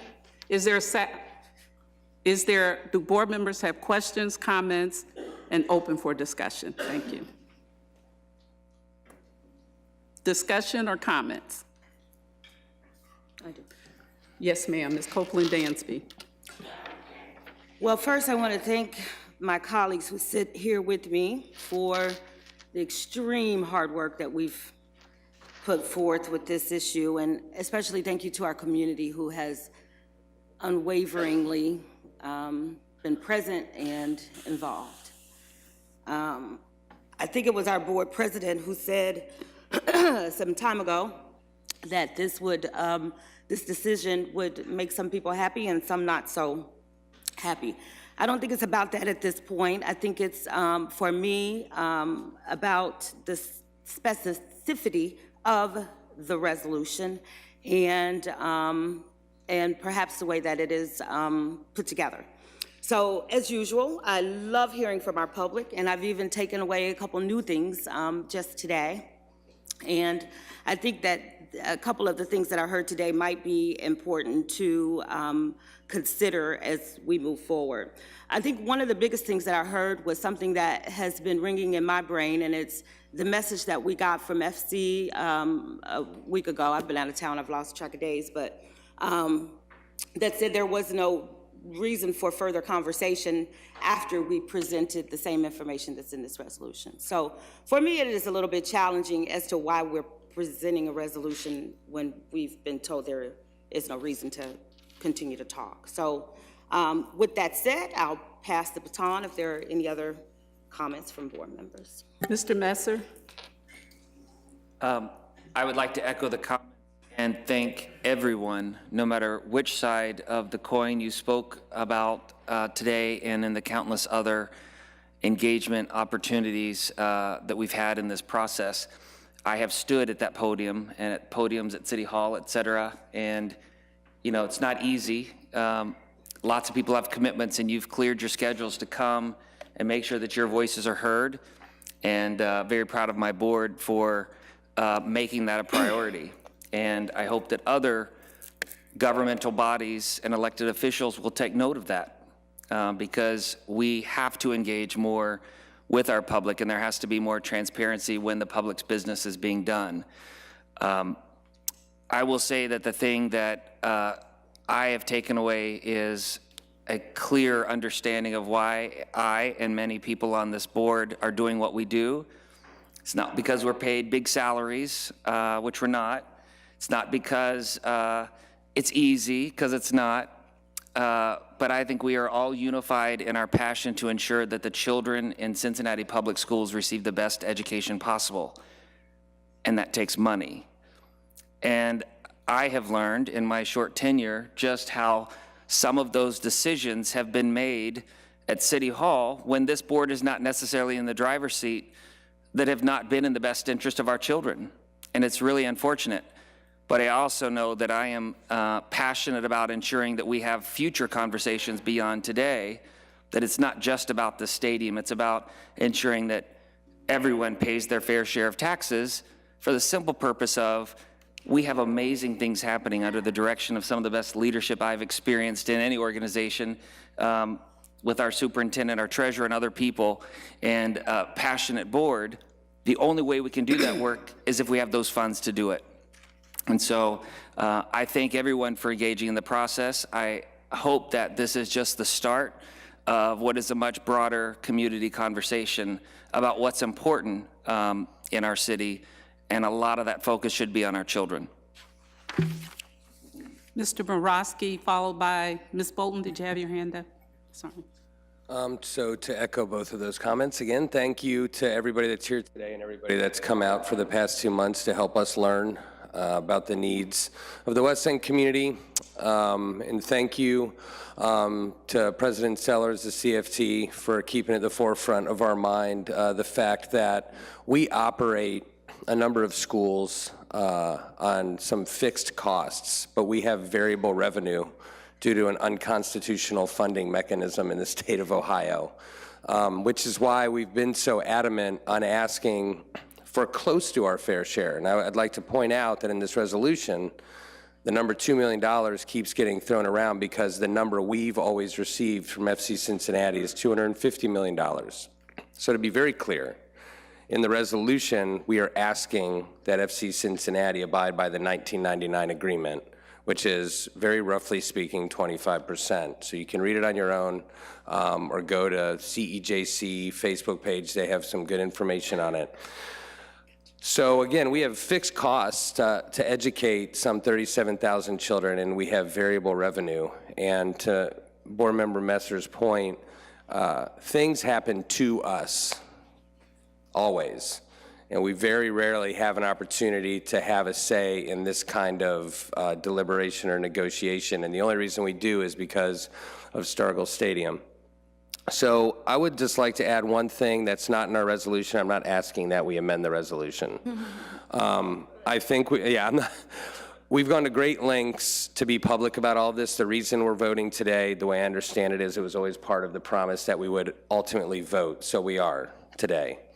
One thing I would like to add is that I feel this resolution shows this, but I would like to be direct about it. A big part of the reason we've even tried to hold people's feet to the fire regarding a CBA is we have heard very, very loudly and very clearly, and all of us, I believe, are in agreement that we are not happy with the historical mistreatment and lying of the West End and West End residents. And that is why we have been so adamant in trying to use our position of power in a very, very rare case to ensure that a community benefits agreement that actually benefits the community will be legally binding and enforced if this goes through. So that's not here in one of the whereases. I just wanted to point that out. And again, thanks to everybody that's helped us to get to this point and supported us. Thank you. Ms. Bolton? Yes, I had not planned to speak, but I do want to make a few points now that other folks have spoken with great clarity. First, I think we've heard tremendous and compelling testimony regarding the stadium, and no neighborhood knows better than the West End that not all economic development is good or should be welcomed. But the reality for me is that I actually think the City Rama development is a greater threat than the stadium for the history and the future of West End. So that's part of my reasoning. The other piece is that people are talking in terms of Oakley. We have no leverage in Oakley. We have leverage here.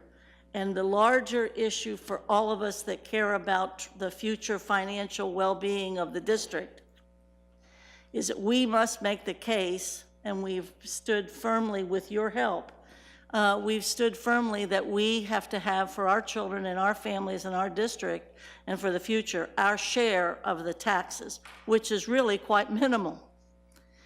And this is the only place we can make that case, especially looking forward to a year hence when we have to negotiate with the city that has been silent throughout this, having us do all the work, frankly, and the community do all the work. The reality is we have to negotiate with those people for the next decade or two. This is a place where we kind of draw the line, and it's been very hard. I am old enough to remember, because my dad worked on Building 75, I know the history of West End. I have visual images of the long history of the West End, and the most compelling thing I heard always was the great fear that your history in the West End was somehow going to be gobbled up, and that we were even a part of it because we were renaming our preschool.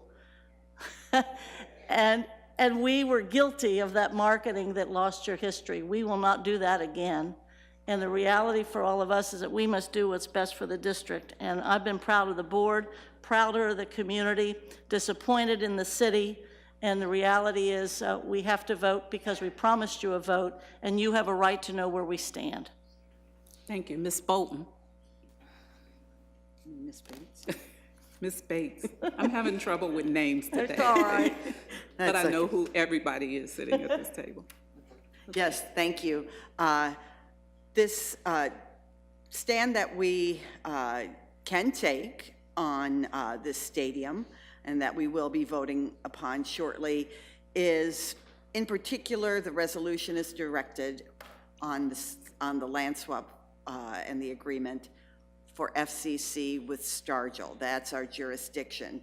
But by taking a stand with this resolution, according to the terms of the 1999 agreement with the city, we are taking a stand on future developments as well, and not setting a precedent. That would be a bad precedent for this district financially. Another initiative that you should know of that the board is undertaking, we have delegated to our audit committee a review of all the tax abatements and TIF districts and the impact of those on our district, and to ensure that all of the money that was agreed upon in these agreements are collected and are given back for the use of our children's education. What we haven't really emphasized, but is also part of this resolution, is, as we expressed earlier, our look at equity. And that's through our insistence that the new Stargell project will be constructed under the board's policy for minority inclusion and for supplier diversity. Not the cities, but the school boards, and the same policy we used for our facilities master plan, which we continue to improve with input throughout that process. And we will continue to improve that policy as well.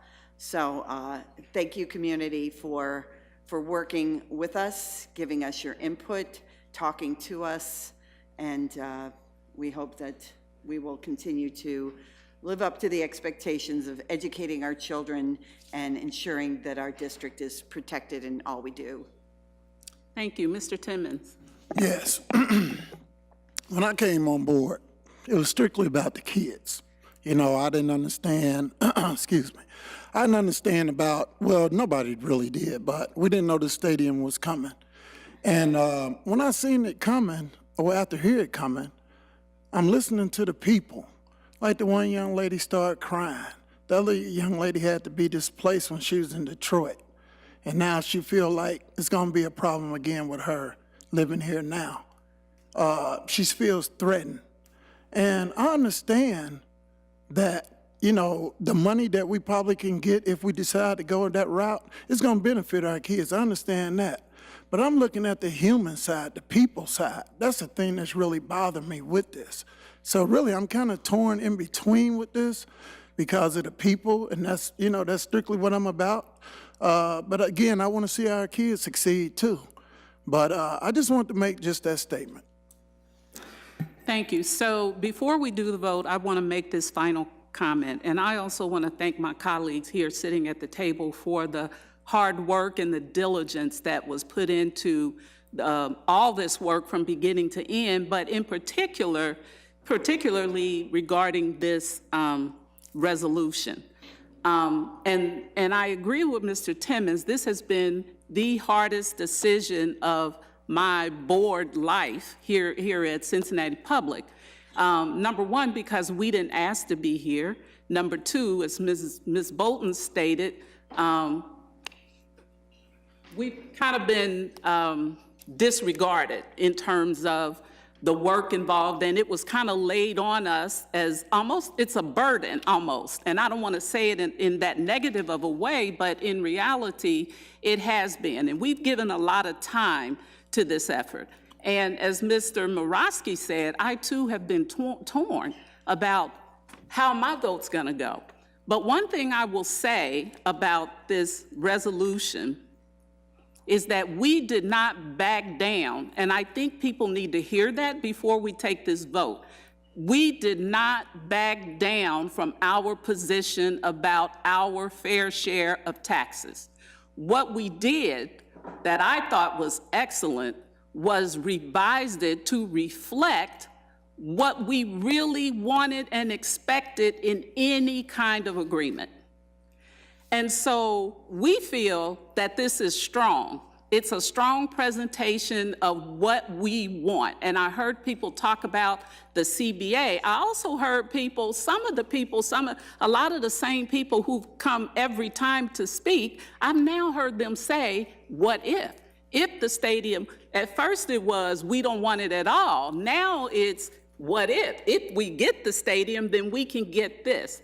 And I need you to understand that that's exactly what we did. What if? So in order to have due diligence to this process, we looked at all angles and all sides of this. So having said that, I think, okay, and then we really need to close it out. Thank you. Mr. Messer, last comment. Yeah, just one quick question. You know, I think the true test of leaders are not when it's easy, but when it's tough. And our president has done a fantastic job in this whole process. It's a little like herding cats in a situation like this, with so many people coming different directions, and probably her phone has been ringing off the hook for the past several weeks. And I just want to, on behalf of, I think many of us, say thank you for all of your efforts. Thank you. I appreciate that.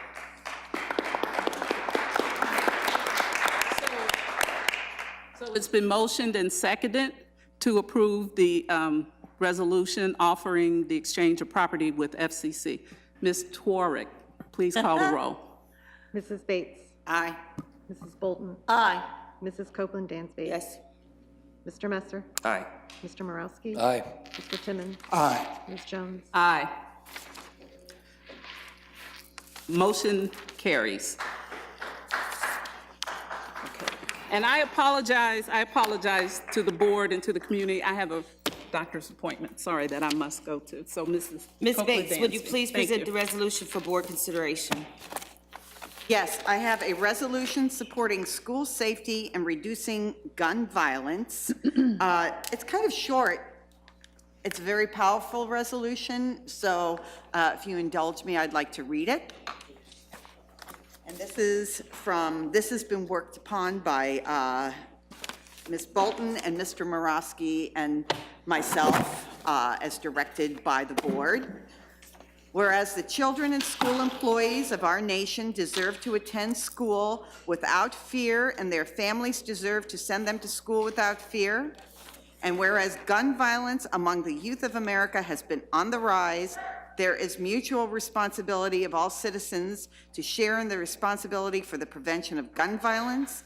And whereas in Ohio, local education agencies share the authority with the state, but maintain significant local control, and school board members, administrators, employees, community members, families, and students should work together with lawmakers, legal counsel, law enforcement, and security experts to determine how to best ensure safety from gun violence in their own local school district. Now, therefore, be it resolved, the Cincinnati School Board of Education implores the President of the United States, the Governor of the State of Ohio, the United States Congress, and the Ohio General Assembly to prioritize the protection of students and school employees and volunteers by enacting legislation with funding for the following. 1, enhanced mental health services and substance abuse treatment so that all individuals, including children, have sufficient access to these services. 2, increased access to school safety measures, including but not limited to school resource officers, school safety infrastructure, and other security measures designed to protect students and staff from an active shooter on school grounds and at school activities. And 3, training for school employees and enhanced coordination with law enforcement agencies and first responders to ensure appropriate responses to incidents of violence in schools. Be it finally resolved that establish local control, which reflects community values and the professional judgment of local educators and law enforcement experts to determine the manner by which guns are to be present in schools, on campuses, properties, or district activities off campus be preserved. I present this resolution for adoption. Is there a second? Second. Any comment or discussion? Ms. Bates. Yes, when and if this resolution passes, this board intends to send this resolution to our county commissioners, to our city council, and the mayor to pass like resolutions and send all the resolutions as a united Cincinnati to the President of the United States, to Congress, to the General Assembly. And also our teachers union has passed their resolution, and Ms. Sellers has also agreed to do the same thing with their local unions so that the entire city and the unions in this city and anyone else who would like to pass this resolution, if we have councils, organizations, parent organizations, we can send them together and say Cincinnati is united to stop gun violence in our city, and we need your help. Mr. Morales. Thank you. On the topic of gun violence, since I said this last night, and this is sort of our house, I would like everybody here to know who's interested in public education that when Erica, Vice President Dansby, and I were in Washington, D.C., and we tag-teamed a lot of our events with Council of Great City Schools because there's a lot happening. On Monday, when I went to Capitol Hill, the message that was taken to our representatives, Wenstrup, Shabbat, Portman, and Brown, was that as an urban school district and with 69 other school districts, we asked for a reform on collection of gun use data, real mental health investment, a banning of assault weapons, requiring universal background checks, providing substantial funding for school safety measures, and I pleaded with all of them to not make us armed teachers.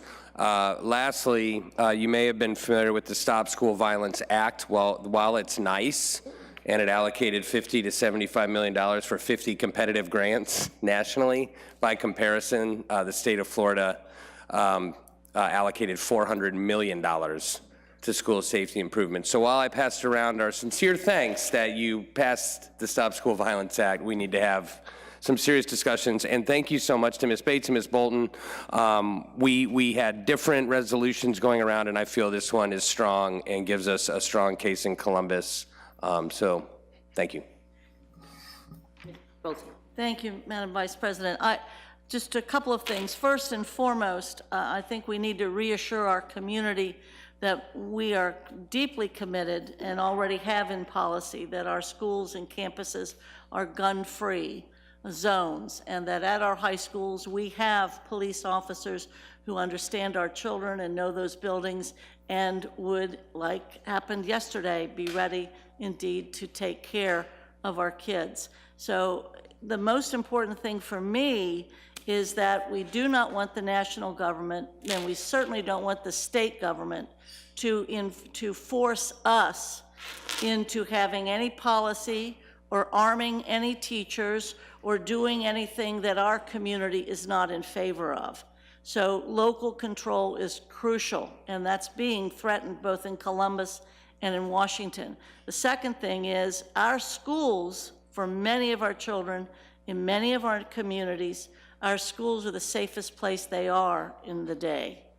And we understand that. So the city and the county and many organizations have an equal responsibility of making our communities safer for our children, so that when they come to school, they're not just looking for a safe place, but indeed they come ready to learn because they've been able to live in a community that's safe. Gun violence on our streets affects our urban kids as much or more than these terribly erratic and ugly, violent acts within the school. But local control is critical, and all of us have to be committed to reducing gun violence in and outside our schools.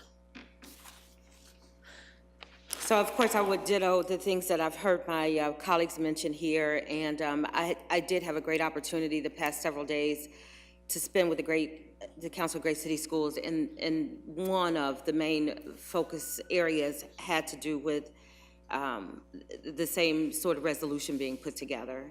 And we did, as a board, with the Council of Great City Schools, vote on a resolution to move forward. And each district that was represented there, our task was to bring that back and ensure that we were intertwining it with our policy and moving it forward. And just because we're as great as we are, you guys were already working on this, so it's very perfect timing. And I too am very deeply concerned about the safety of all of our children, but especially in our school buildings. So I want to thank those of our facilities folks who are responsible for ensuring safety in our schools every day.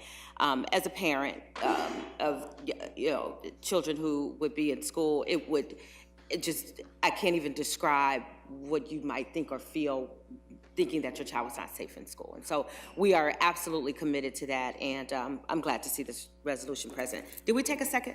Mm-hmm. Okay, great. Please call the roll. Mrs. Bates. Aye. Ms. Bolton. Aye. Mrs. Dancy. Aye.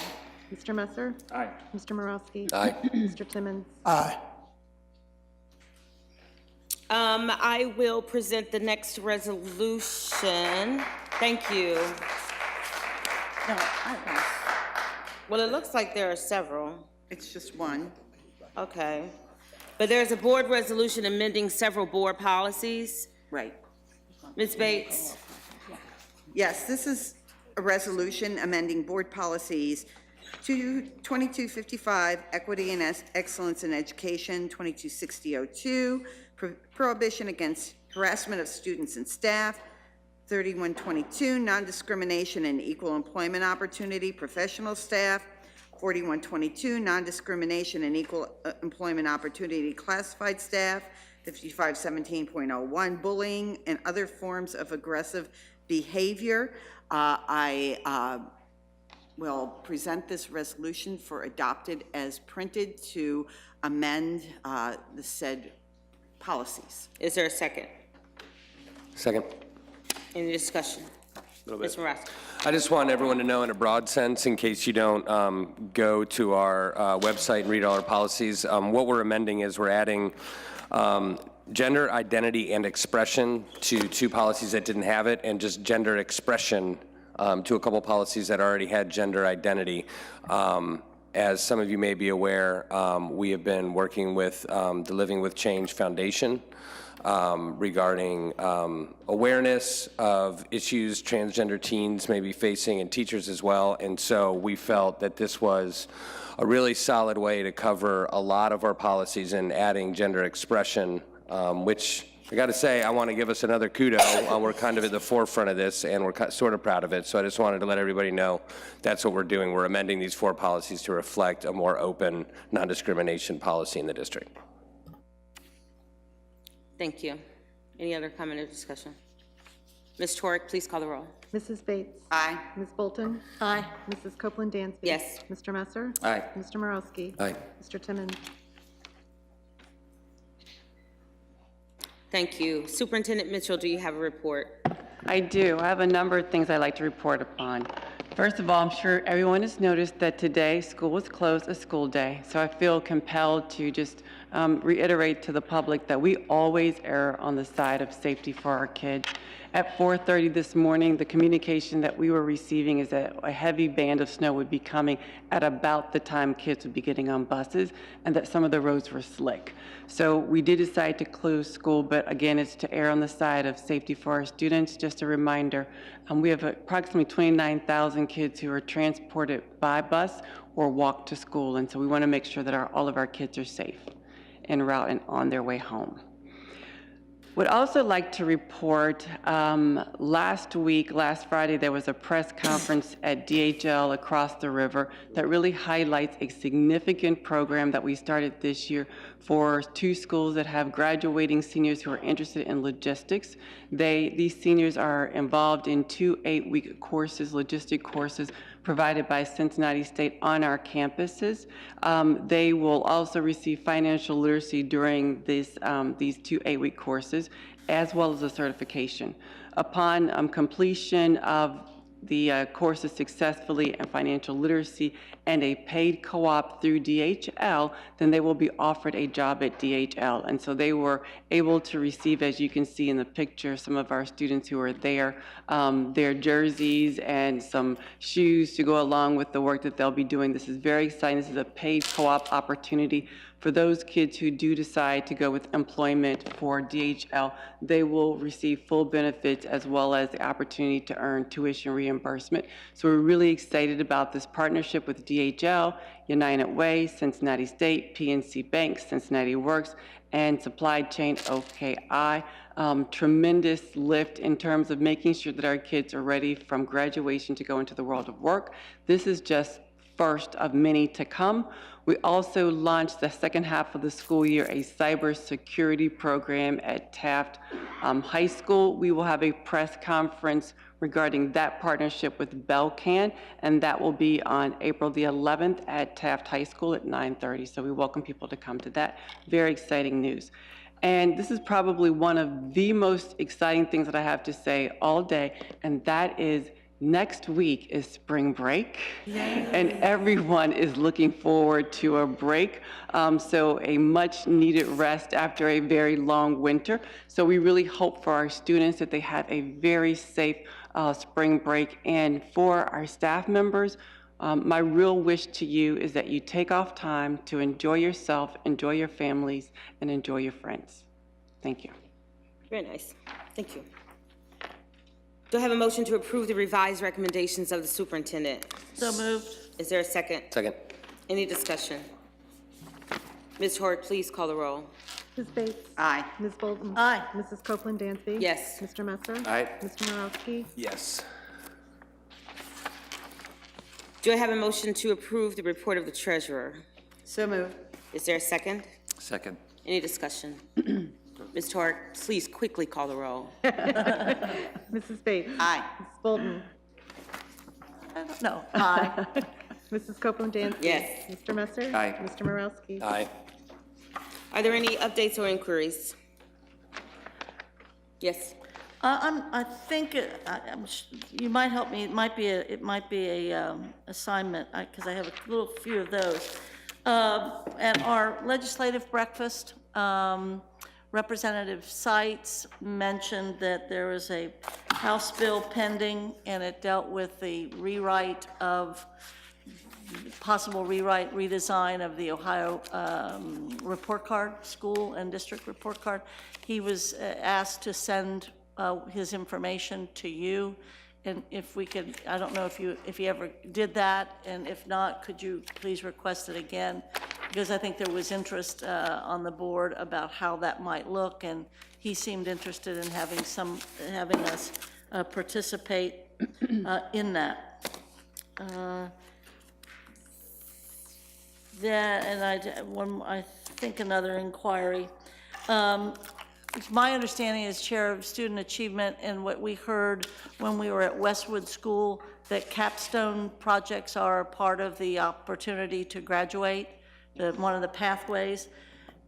I've been told by some staff members that we have only one approved manner or approach to capstone, and that if you could see if we could do more, we could expedite it through student achievement and the board if it has to be approved by the board, just because we're fortunate that we do that, as you all pointed out, and have been doing that for years with the help of GE.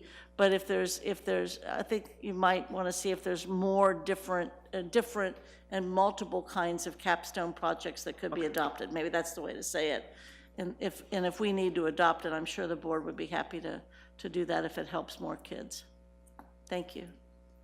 It's my update, inquiry, whatever. Excellent. If I may, if I could just report on, this is an update since last week. It's regarding graduation.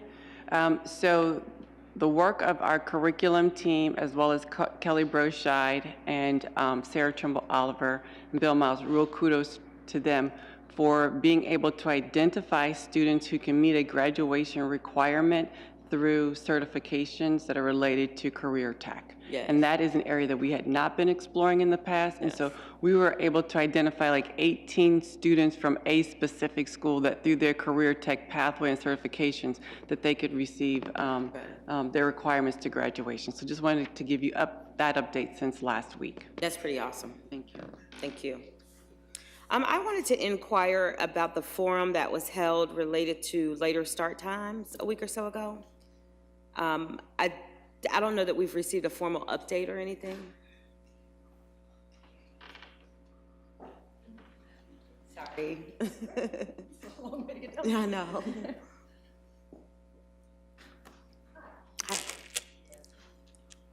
Lauren Worley, Chief Communications and Engagement Officer. And yes, last Thursday we had about nearly 100 people join us here for a community meeting to discuss later school start times. We were really thrilled to have presentations from Dean Beebe, Gilda Vargas Adams, and Ted Meyer, who is here from Metro. So we've created some next action steps that we'll be supplying to the Student Achievement Committee and, of course, the whole board. And we're also going to be creating a landing place on the website so that all this information can be collected. There's a lot more next steps.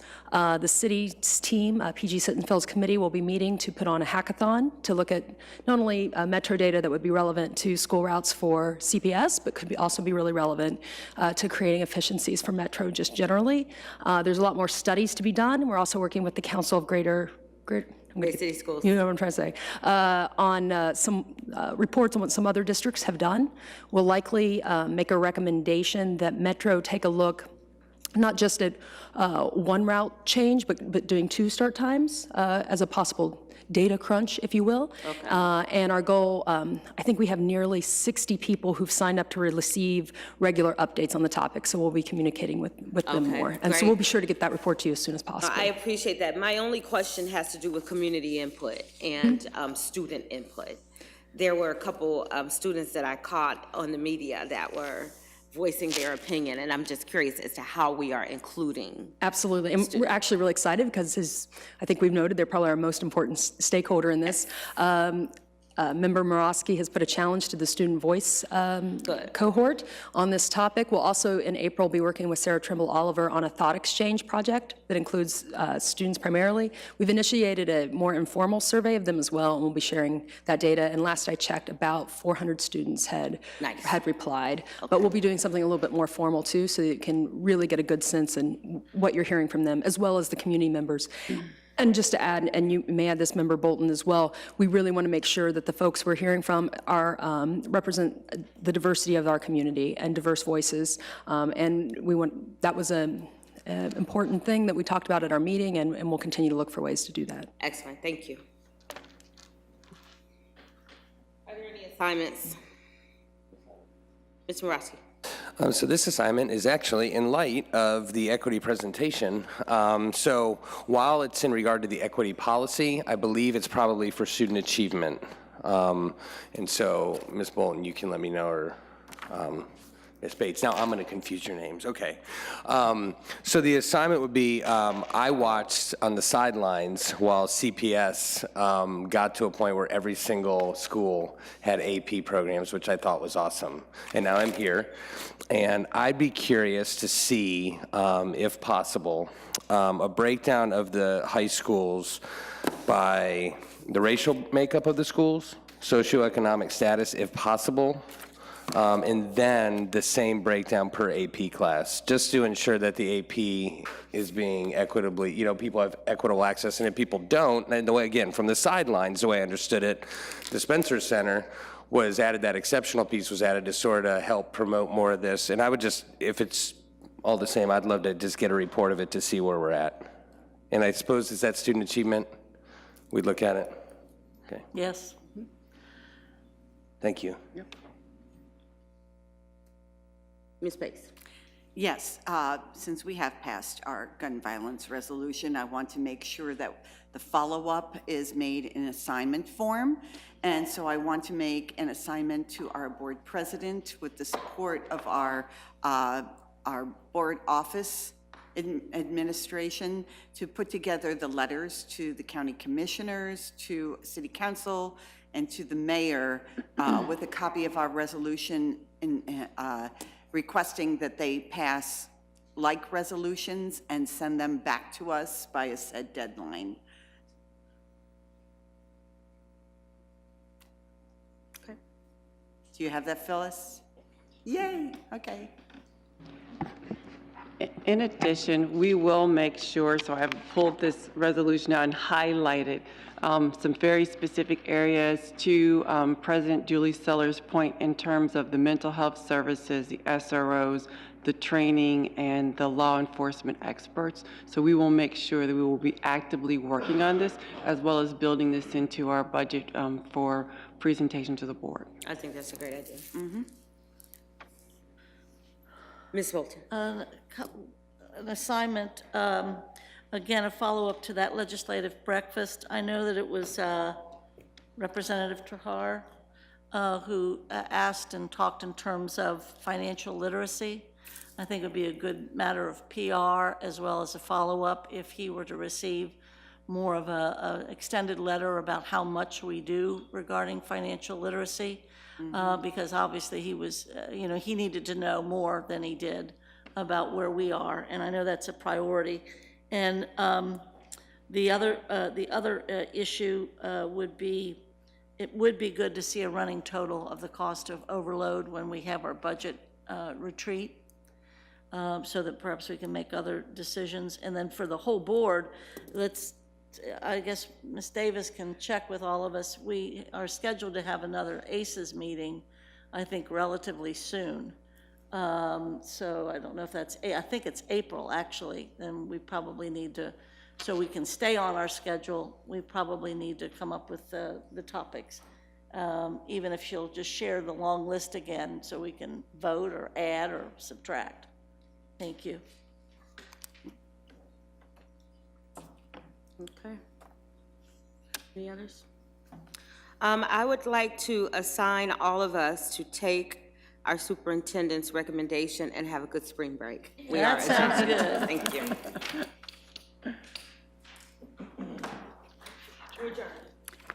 No, I said we're adjourned. Okay, thank you. I'm so sorry. We were all gonna sit here while you No. Are we letting go to her? Good work, everybody. Thank you. Yep. All right, I wanna go eat. Okay, back to Wendy. All right, that's your meeting, Ryan. Thank you, guys. Good work, everybody. Thank With you. my crazy Yeah. schedule, yeah. Thank So you. I've got it all held until I get back there. Thank you. See you soon. See you later. No, I'm not that. Are we doing?